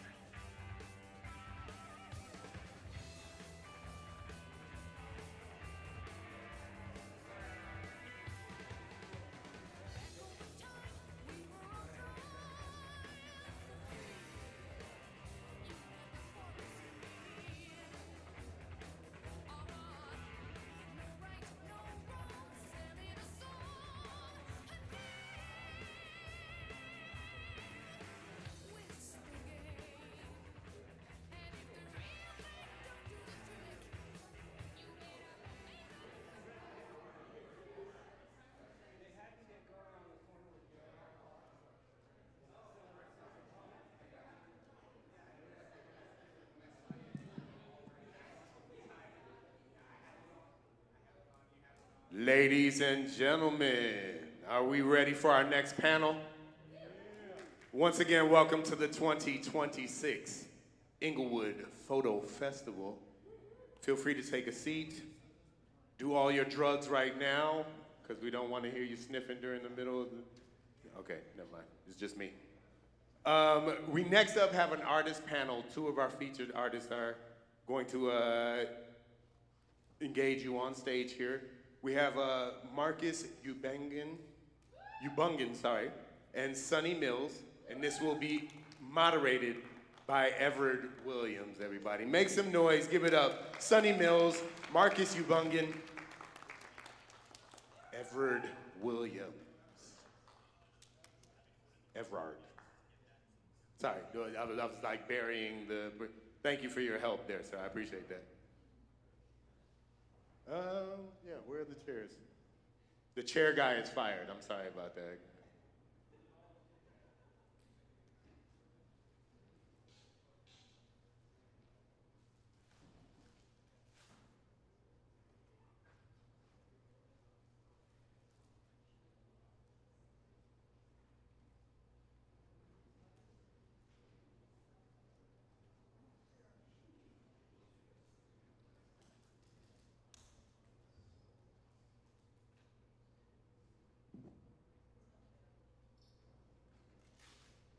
Two, one, two, two, one, two.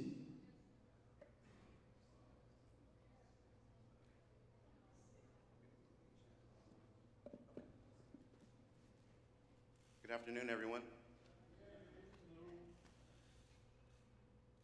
My name is Everard Williams. I am the photo chair at Art Center College of Design, and I am really honored to be on stage with both Marcus and Sonny. So, yes, yeah. The way we have talked about kind of doing this panel is to, one, give an introduction to everybody, give a little context about the work that they're working on, and maybe continue to work on, and then ask questions as part of the moderated panel, and then go into audience questions, so that I'm sure that the stuff that you'll see on screen will be something that you'll be curious about and have additional questions beyond just the questions that I'm going to ask. So, without further ado.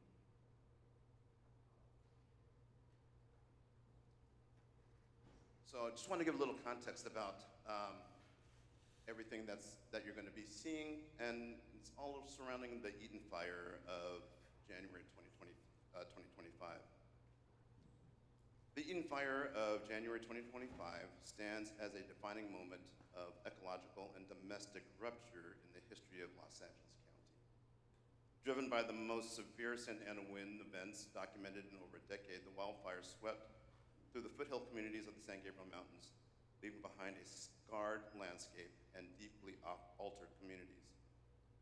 For the creative community of Altadena, the physical destruction of homes was inexorably bound to the loss of physical archives, private studios, and historic photographic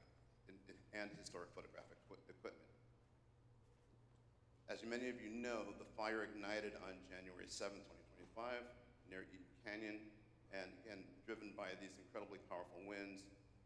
Within hours, embers carried by wind gusts of up to 90 miles an hour ignited residential structures over a mile away from the active fire front.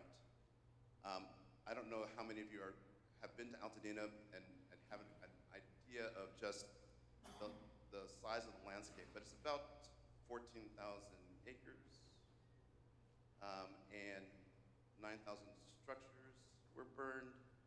Half of those structures were single-family dwellings, so it had a tremendous impact on the community. To my left, your right, and to my right, your left. To my right, we have Sonny Mills, and Sonny is an interdisciplinary visual artist, photographer, and set designer whose creative practice explores the intersections of physical space, narrative structure, and material culture.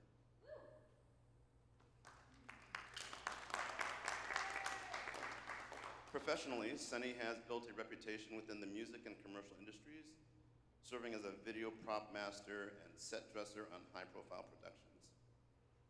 Upon establishing a residence and art studio in Altadena, she found a deep sense of artistic grounding and communal belonging, which became the cornerstone of her personal work. After escaping the fast-moving flames with only her 2 cats and a backpack of essential items, she suffered the complete loss of her lifelong belongings, her physical art portfolio, and her entire darkroom setup, including rare vintage cameras, chemistry, and specialized tin-type equipment. Despite this profound personal displacement and the financial instability that followed, a grassroots campaign organized by her creative peer group raised $44,000. This speaks a lot to the photographic community and our relationships and how they, in time of need, will come and support. Between Marcus is a Los Angeles-based photographer, commercial director, and cinematographer whose practice is rooted in human connection, environmental portraiture, and documentary storytelling. Marcus is a native of San Francisco. He began experimenting with cameras at an early age before studying cinematography. And following his studies, he moved to Los Angeles, where he forged a distinguished career directing commercials for global brands, Porsche, Samsung, Toyota, Chevrolet, Gatorade, Fitbit, and Google. In parallel with his commercial endeavors, Marcus has maintained a dedicated documentary and street photography practice. His short film, Halloween Meets Gasoline, was selected by South by Southwest and honored as a Vimeo staff pick, while his ongoing feature-length documentary, Beyond the Fields, tracking child boxers enrolled in Thailand, has received residency support from the San Francisco Film Society. The evening of January 7, 2025, drastically reordered Marcus's personal and creative trajectory.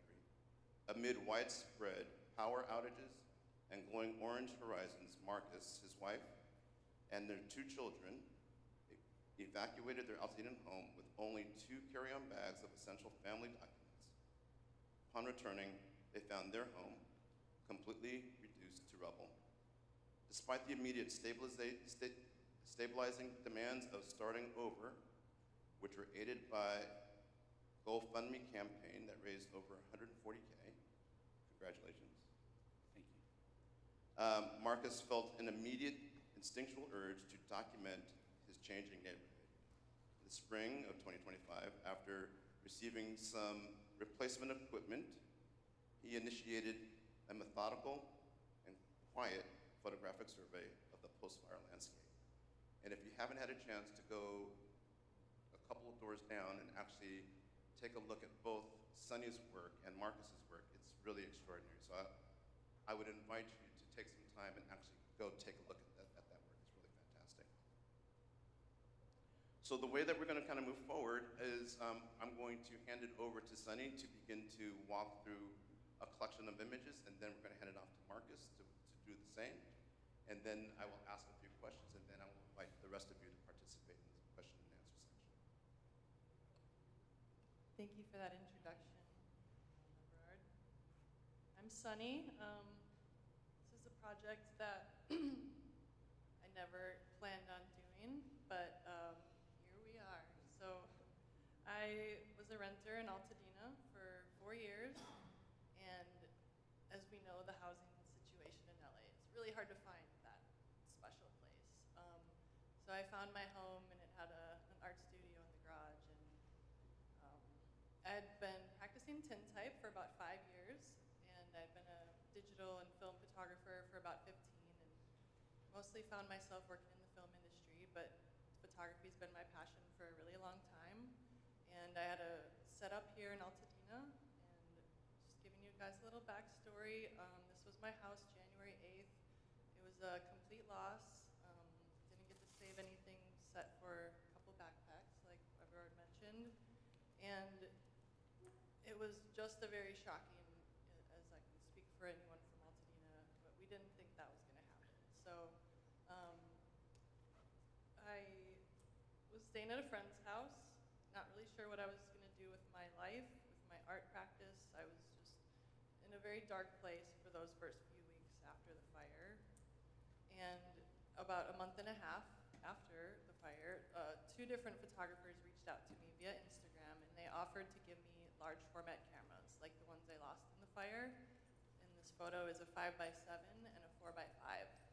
And I had lost 3 large format cameras in the fire, an 8x10 from 1902, just very sort of sentimental, but also Margaret removed the lens cap, exposing it, and then I developed it. So I guess a little bit of backstory about tintype. It's the original form of photography developed in the 1850s. So if you've ever seen Civil War era photos, that they're made on tintype, and typically someone would have had a mobile darkroom either in a carriage or whatever their transportation of the time. So it has to be made while the plate is wet. There's another name for it is wet plate. So it's 4 steps to make this photo. And after I made this photo, it was a huge moment for me. And I kind of sat looking at this plate for about a week. And then I posted on a Facebook group in Altadena. And I offered the same experience of sort of catharsis, maybe, and initiating the healing journey is what it offered me. So I just thought it would be a nice thing to do for the community without much thought behind it. So after about a week, I had tens of maybe 20 emails, and then I set off and I started shooting people. So this top left image is the very first tintype that I took, and I was really nervous. I showed up to her property, and we kind of stared at each other, and I was meeting complete strangers. I asked her to tell me, she said she lived there for 30 years, and we just sort of, I just walked her through it, had her stand in the doorway, and we took this image, and she acknowledged that it was the first time, she was able to start processing this as well. And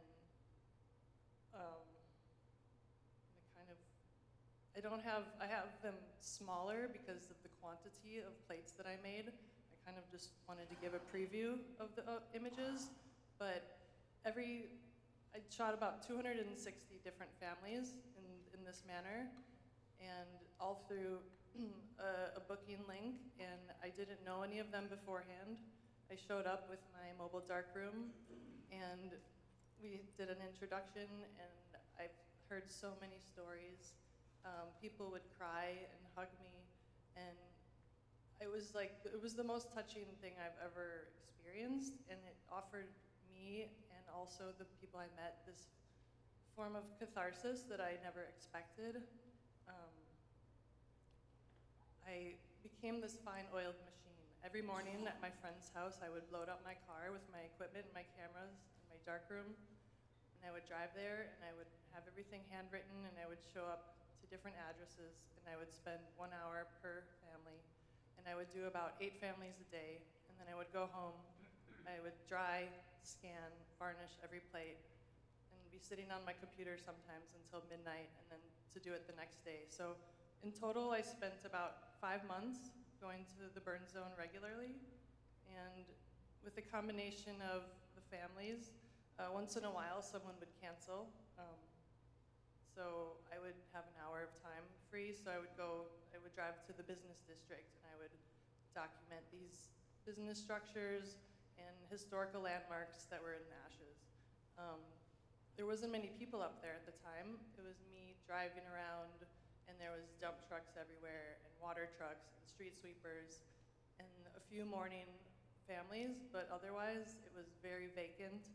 So I kind of just pulled up wherever I wanted to, and I would pull down in the business district and do my setup, and it was honestly, I found a great sense of peace up there as well.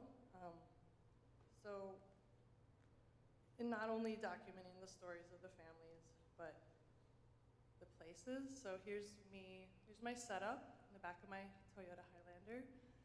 And the first month I was up there, the air quality was very poor. So the first step of the process is me pouring collodion on a metal plate. I really couldn't see it and invisible to the naked eye, but upon developing, I would see all these specks on the plate. So I think it's fascinating that the environment was sort of showing up on the plates. I got to meet a lot of the workers that were up there. This is a group of Army Corps engineers. The first step of the process of clearing the lots, they would go through and do an asbestos removal and toxic waste materials. And then the dump trucks would come in. Everything would get wet down, and it would be 20 to 30 dump truck loads full for every lot that would be driven away and brought to a landfill. So I became so immersed in this project, it like took over my life. And I not only wanted to document the stories of these families, but I wanted to know every step of the process so that the Army Corps was doing. I wanted to know the environmental impact.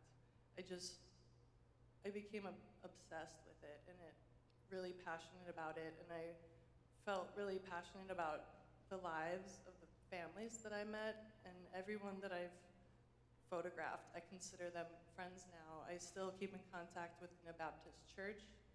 We lost like eight or so different churches in the community. It was a really life-changing experience for me. And after I photographed the people, I gave each one of them their plates. So when I gathered about 20 or 30 plates, I would have everybody come. And this picture here is the day they were clearing my lot, and this is afterwards. So I sort of did a recreation of that initial photo and a during and an after. And I've never been a documentary photographer before, but I really feel called to do it now. So I've been keeping in touch with everybody, and I'm hoping to document their rebuilds as well. And yeah, happy to answer any questions.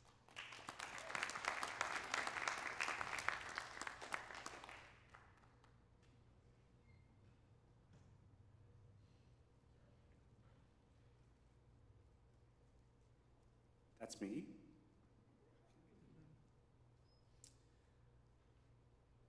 Where to begin? There's a lot of overlap with Sunny. This body of work that you're about to see was not something I was intending to do, but it was really a reaction to some of the editorial photography I was seeing at the time. It was gone, so it was basically starting from scratch. And one day I get this email from the head of Arca Swiss, and they had told me they had been a fan of my work. I have a relationship with them, and they decided to gift me a new 8x10 camera to replace the one that I had lost. And around the same time, photographers from the community, large format photographers, started sending me 8x10 color sheets and boxes of film. And if anybody knows how much that costs, it's about $300 for 10 shots. It's like $30 every time you fire the shutter, if it comes out or not. And I just felt moved to do something more than the street portraiture that I had been doing. And so I decided that every sheet that I got would be committed to documenting Altadena. And the first shot that I took is my neighbor's garage, which is my neighbor Sue. And I know that Corolla because I would see it drive in and out every day. My kids would play on that driveway. And there was just something spooky, beautiful, and just shocking about what I saw. And then I immediately turned around and took a shot of our family Subaru that was up the private road. And this all started as just documenting my vehicles and just creating a record to have a story to tell for my kids and just other people, because I knew that this was going to disappear after a while. And after I got these 3 shots back, I felt like I was onto something. Like I felt like I needed to get back up there because everything I was seeing just didn't feel like it was doing Altadena justice. And so I started walking around just my immediate block to see what I would find, and I would notice things at certain times of the day. Like, it was very similar to what Sunny was saying. Between the hours of 5 and 8 that spring, the Army Corps would clock out at 5, and then the whole place would just be completely empty. And so you would be able to have Altadena all to yourself. You would have these crazy views to see block to block to block. And it was very disorienting at first. But then you start to notice things around these hours where you would have these mixed emotions of, this is a huge tragedy, but the light is like very beautiful. Like, what do? I need to do something. And so that became kind of a ritual, very similar to what she did, is just every other day I would go up, I would wait till the Army Corps would stop, and then I would go out and I would shoot. And it started with just the immediate block, but it started to expand further and further. It just became one of those things I felt called to do. It just sort of took a life on its own. And mainly because there was a built-in time constraint, right? It was had all the right variables for like a strong project. It was deeply personal. It was an area that I knew. And every day the lots would be cleared. So some locations that I would go to and the light wasn't quite right, I would drive there the next day and they would be gone. And so I knew that this was something worth getting because it was one of those things that I knew if I didn't get it, it would disappear, and then the record that we would have would just be destruction, debris, and sort of taken without care. And so that's what I did. I continued on, and it was a way for me to process, because looking through an 8x10 ground glass is very different than looking through a viewfinder. You can compose with a viewfinder, but I find that if I shoot with medium format or digital, it's very easy for me to get lazy. Like, I can just shoot a few and I'll find it later. And this really forced me to slow down, because looking at an 8x10 ground glass, when you're underneath the dark cloth, it's like looking through a window to the frame, and you can just get lost in there, and everything's upside down and it's inverted. So you're really noticing the corners, the lines, and there's nobody around. So I could literally just sit there and take these photos. I could sit there and I could cry, I could check on my lot, I could, just be with my thoughts. And so that was the way I was able to process, because everything else in my life at the time was survival mode, right? I had 2 little kids, we had insurance, I needed to deal with like housing. There is nothing, I had no alone time. Like, you don't have any privacy as a parent anyway, but just to have something that there was steps that you can't skip, there was something that to be methodical, something you have to be fully present in. And that's what I really enjoyed about this project, was just being able to see Altadena in a way that I had never seen before. I didn't even recognize the block next to me because there's usually a fence there. And now it's just open space, and there's all these like memories of things that people used to use that I started to really latch onto. This idea that of all these things left behind, like somebody enjoyed shooting hoops on that thing, and now it's just eerily quiet. And somebody probably had a lot of meals over this, they probably laughed, they probably were, burned stuff. And it just became something that I couldn't stop, because there was a deadline. The deadline was, there was the last day that the Army Corps said, like, we kind of have a hard stop date. And so that was really driving things, because I'm really good at procrastinating and like being depressed and not doing things, but this was kind of the right creative kick in the pants to get something going. And I didn't know, and I still don't know where this work will go and what it will shape up to be, but I do feel that it's really important, because all of these spaces that you're seeing right now, they're completely gone.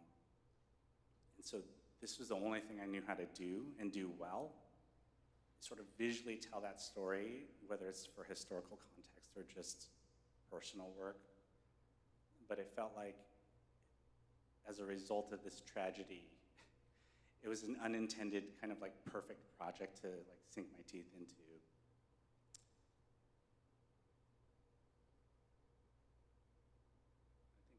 I think the iPad's frozen here, but that's basically almost the last slide. So that's my spiel. Oh. That's the last one. But this is what a lot of people feel up there. It feels like we got left behind, you know, and even with what you automatically knew that you were going to do, why didn't you choose to use digital, and how might that deceleration of time, because we're used to the endless scroll and all of those kinds of things, how did that impact the images that you ultimately made? Sunny? Well, I guess I didn't have it. I lost my camera collection, so after getting donated this 5x7, I didn't really have a choice. I could have gone out and bought a new camera, but I didn't feel like shooting at the time. I didn't want to go buying stuff and film and all that. But someone donated this 5x7 camera to me, and I just sat looking at it, and I was like, that's a cool camera. Someday I'll take a picture with it. But once my mentor really put a fire under my butt and said, order the plates, order your chemistry. You know, I dropped a couple $1,000 buying everything. Thank you for the GoFundMe for that. And I've always liked slow processes. I like detail-oriented work, and I like maybe the danger aspect of the tintype process.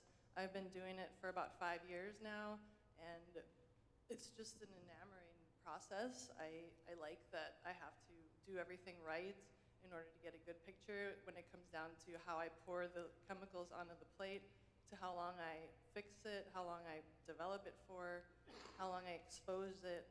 Every step of the way can go absolutely wrong, and it's a process that's really frustrating for me at times. I've wanted to give up. I've cried, you know, before the fire, just shooting portraits. I'm like, this process is finicky, but when you get the shot, it's so rewarding. It's like this magical moment. So it's alchemy in process. So I didn't really choose to pick the most difficult way of taking pictures up there. It sort of chose me, and I am a yes man. So I went with it, and it was really, that's what I needed to do.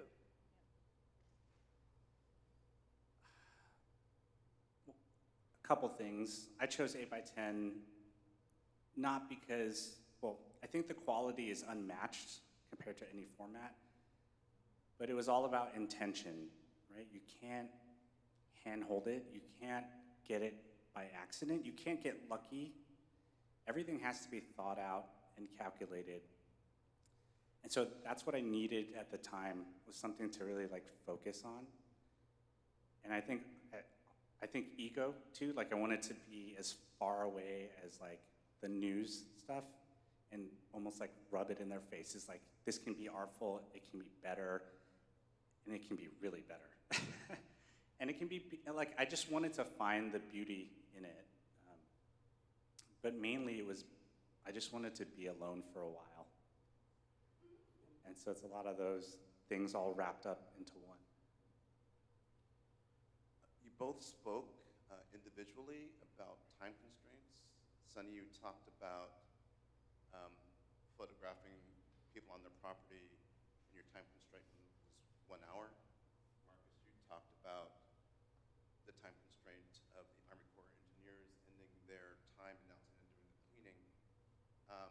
Can you elaborate on that any more, about how that time constraint affected your work, level of urgency that it made, and do you wish that there wasn't a time constraint? Honestly, if I think there was no time constraint, I wouldn't have this amount of work done. I'd be sitting, waiting for the perfect idea, or being sad. Like, there was something that just, it's good to have a deadline of any kind, I think, just to motivate you to get out of your chair and go out. But there was like a daily time constraint too. Like I would go up there at 5, I would set up, find a shot, and then I would just wait until 7 when the light was just right. And like, how many times do you actually go and see a sunset every day? It's like not something you actively go, but it's beautiful. Like it's different every day, and there was just something I really loved about it. Sunny? I guess I gave myself the time constraint out of efficiency because I was getting so many emails for people wanting to get this portrait taken. I was scheduling them from, based on best lighting. I was shooting from 10 a.m. to 4 p.m. and I would do 1-hour sessions. I would spend that time. The photo itself took about 5 minutes, but I don't want to just show up, take a photo, and leave. I want to spend quality time with each family. So I would show up and give introductions, and I would explain my process, what a tintype was. Most people have no idea, and they would walk me around their property. They would tell me how long they lived there, show me their flower gardens, etc. So I was sort of building relations, and that's almost, equal of importance as capturing this photo in this moment and explaining why I was doing this and that I wanted to be able to give them a tangible object afterwards. As an artist, that felt really important, and it sort of bonded us for this reason. I was able to give each family I took a portrait of. By becoming kind of a community center, as people are coming to you, messaging you about having this kind of photographic relationship, and you're not just making a photograph of them, you are having dialogue back and forth. There's a sharing of the experience. Not that you're trying to relive that exact experience, but you're deepening the relationships of the community. I think that's super powerful. The other comment is, more of a comment from me, is, so I grew up in Altadena. I've been a resident of Altadena for about 55 years, so I'm a long-time person there. And I was struck when Sunny mentioned that the tower at Elliott School was going to be, torn down, because I remember that tower when I grew up. So I think of the work that you both are doing is just super important in terms of the documentation of the lived experience in Altadena, because it's not one that's documented, and it's unfortunate that it required a tragedy like the fires in order for the documentation to take place. But I'm thankful that you both are there making the work that you're making. And again, the work is extraordinary. I'd really take, after this, not that I want you guys to vacate the building for the next panel, but the work is really important to take a look at. I think we'd love to open it up for a few questions from the audience. I see a couple hands going up. Let's see, I'll start on the front row corner here, and then I'll take you next, sir. Oh, we have a microphone. Perfect. I want to say thank you both for what you've done, but I'm guessing you were compelled to do it, But what struck me more than anything was, Sunny, you're describing the process of meeting all those people and interacting with them and remaining friends with them. And I think the question popped into my head because I experienced a fire as a kid. And Marcus, you have kids. Did you find any difference in the way people reacted to that based on like a demographic? Like how did kids react as opposed to adults who have a vocabulary and can speak about how they feel and can take pictures about what happened? And that led to, was there any group that's how they reacted stuck out? Did women react different than men? Did renters react different than homeowners? Did white people react different than black people? So I was really curious about that. And Marcus, you have kids, so you might be able to speak to that specifically. So there's a large body of this work that are actually portraits. There's some up in the exhibit. I only showed landscapes just to give you a broader context of the project, but I found that everybody who's gone through this all react the same way. And maybe that's just because I never intended to do like a snapshot of all of Altadena. I really only stayed in my pocket because that's the neighbors that I knew down the street or 2 blocks over. And that was the other beautiful thing, was that we could sit there and talk for hours. Like, where were you? January 7th, did you get a notice? Were you on that crazy Watch Duty app? Things that only somebody else, like, same with me and Sunny, not everybody can relate to that. And so that was a part of the grieving process that I found was really good. So, but to answer your question, I think everybody, for me personally, reacted with open arms and just happy to share their story, because I think everybody had emotions bubbling up. And there was no other way to really get that out unless you interacted with someone who was in the same situation. Yeah, that's a really great question, and it is something that I really like to talk about because it became like this social experiment after a while. I was meeting every demographic from Altadena, from 60, 70 years in Altadena, Black families to renters, and it was complete diverse cross-section. And nothing sticks out that, like, I can't say like women were more sensitive. No, everyone was dealing with it in their own ways. Everyone was very open and receptive to my presence being there. Kids seemed to be in their own little world. Sometimes they would be like playing happy, and I just thought it is something that I've done a lot of writing about, actually. I don't have enough time to go into details of it right now, but yes, it was very fascinating to see. I did this on a donation basis, so I didn't ask anything, and sometimes people would donate something for supplies, and sometimes people were so grateful and crying, and sometimes people were a little standoffish and cold, or the wife emailed me to do this. The husband was just there because of her. It was an interesting. I learned a lot just like reading sociology books. People are dealing with trauma and grief in their own ways, and so I just tried to be sensitive and like an open space for people to share what they did or didn't want to. I didn't pry. I was just like an open vessel for them to give to me whatever they were willing and whatever they were able. So I just want to add one more thing. Maybe it doesn't answer your question, but in meeting people, you could tell who was going to double down and stay, like who was really down for Altadena and who was like 1 foot out the door already. And so that kind of filtering process was interesting for me.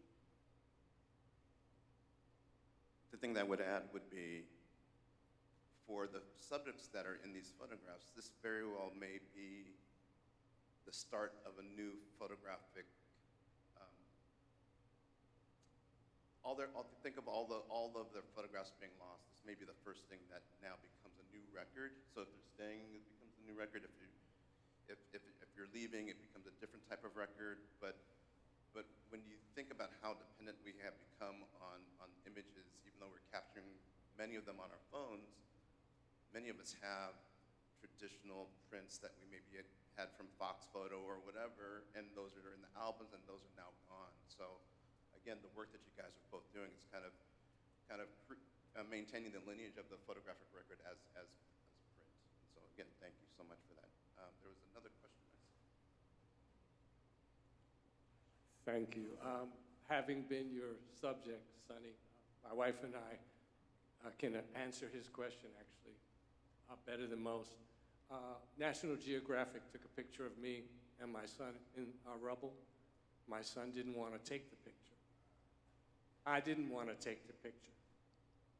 But when Sonny took tintypes of us, we wanted to take the picture. There was something about her.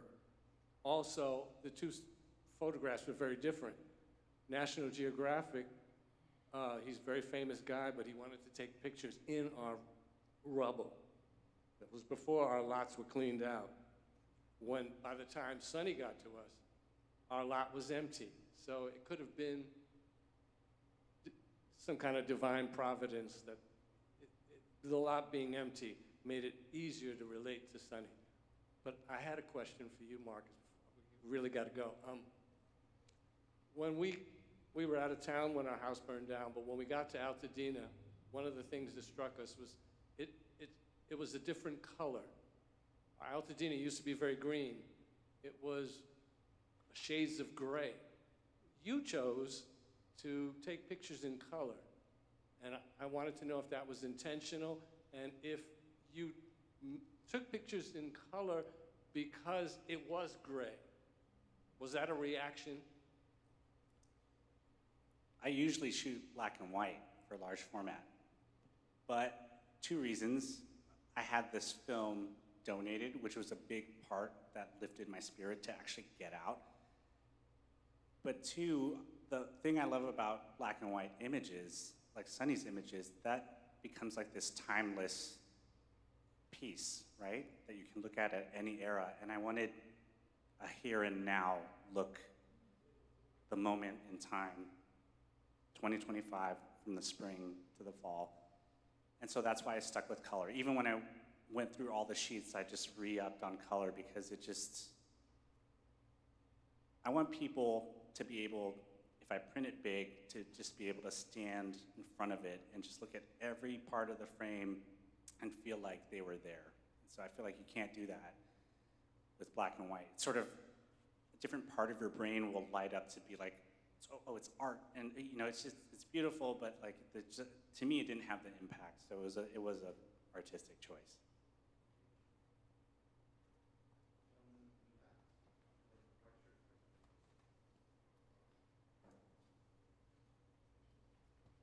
Thank you. My question is about the role of the photographer as director versus the role of the photographer as witness. And if this experience for both of you has changed your perspective on those 2 roles.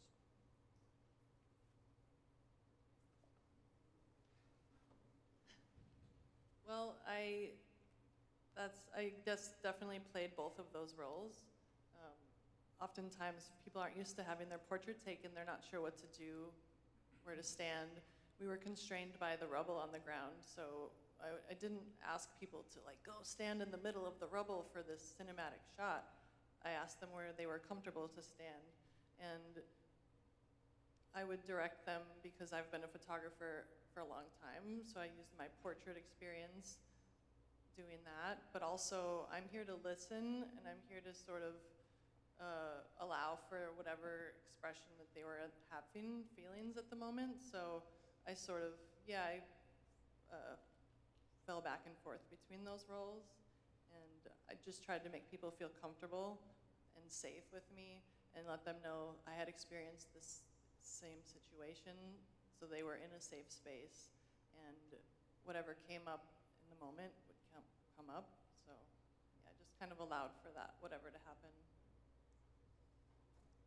It's a little bit of both for me because for the landscapes, I tried not to stage or move anything, right? Like camping, right? Take nothing, leave nothing behind. But when it comes to portraits, I feel like just the act of interacting with someone, I've already manipulated the situation, right? So with 8x10 or large format, you need buy-in from the person to even participate. And so just that fact alone is already this director-subject relationship. And so it is a little bit of, both for me.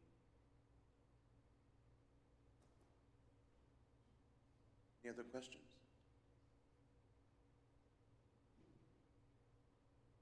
Okay. Thank you so much, Sonny, Marcus. Thank you for the work. Thank you. And thank you, Amadou, and the audience for coming.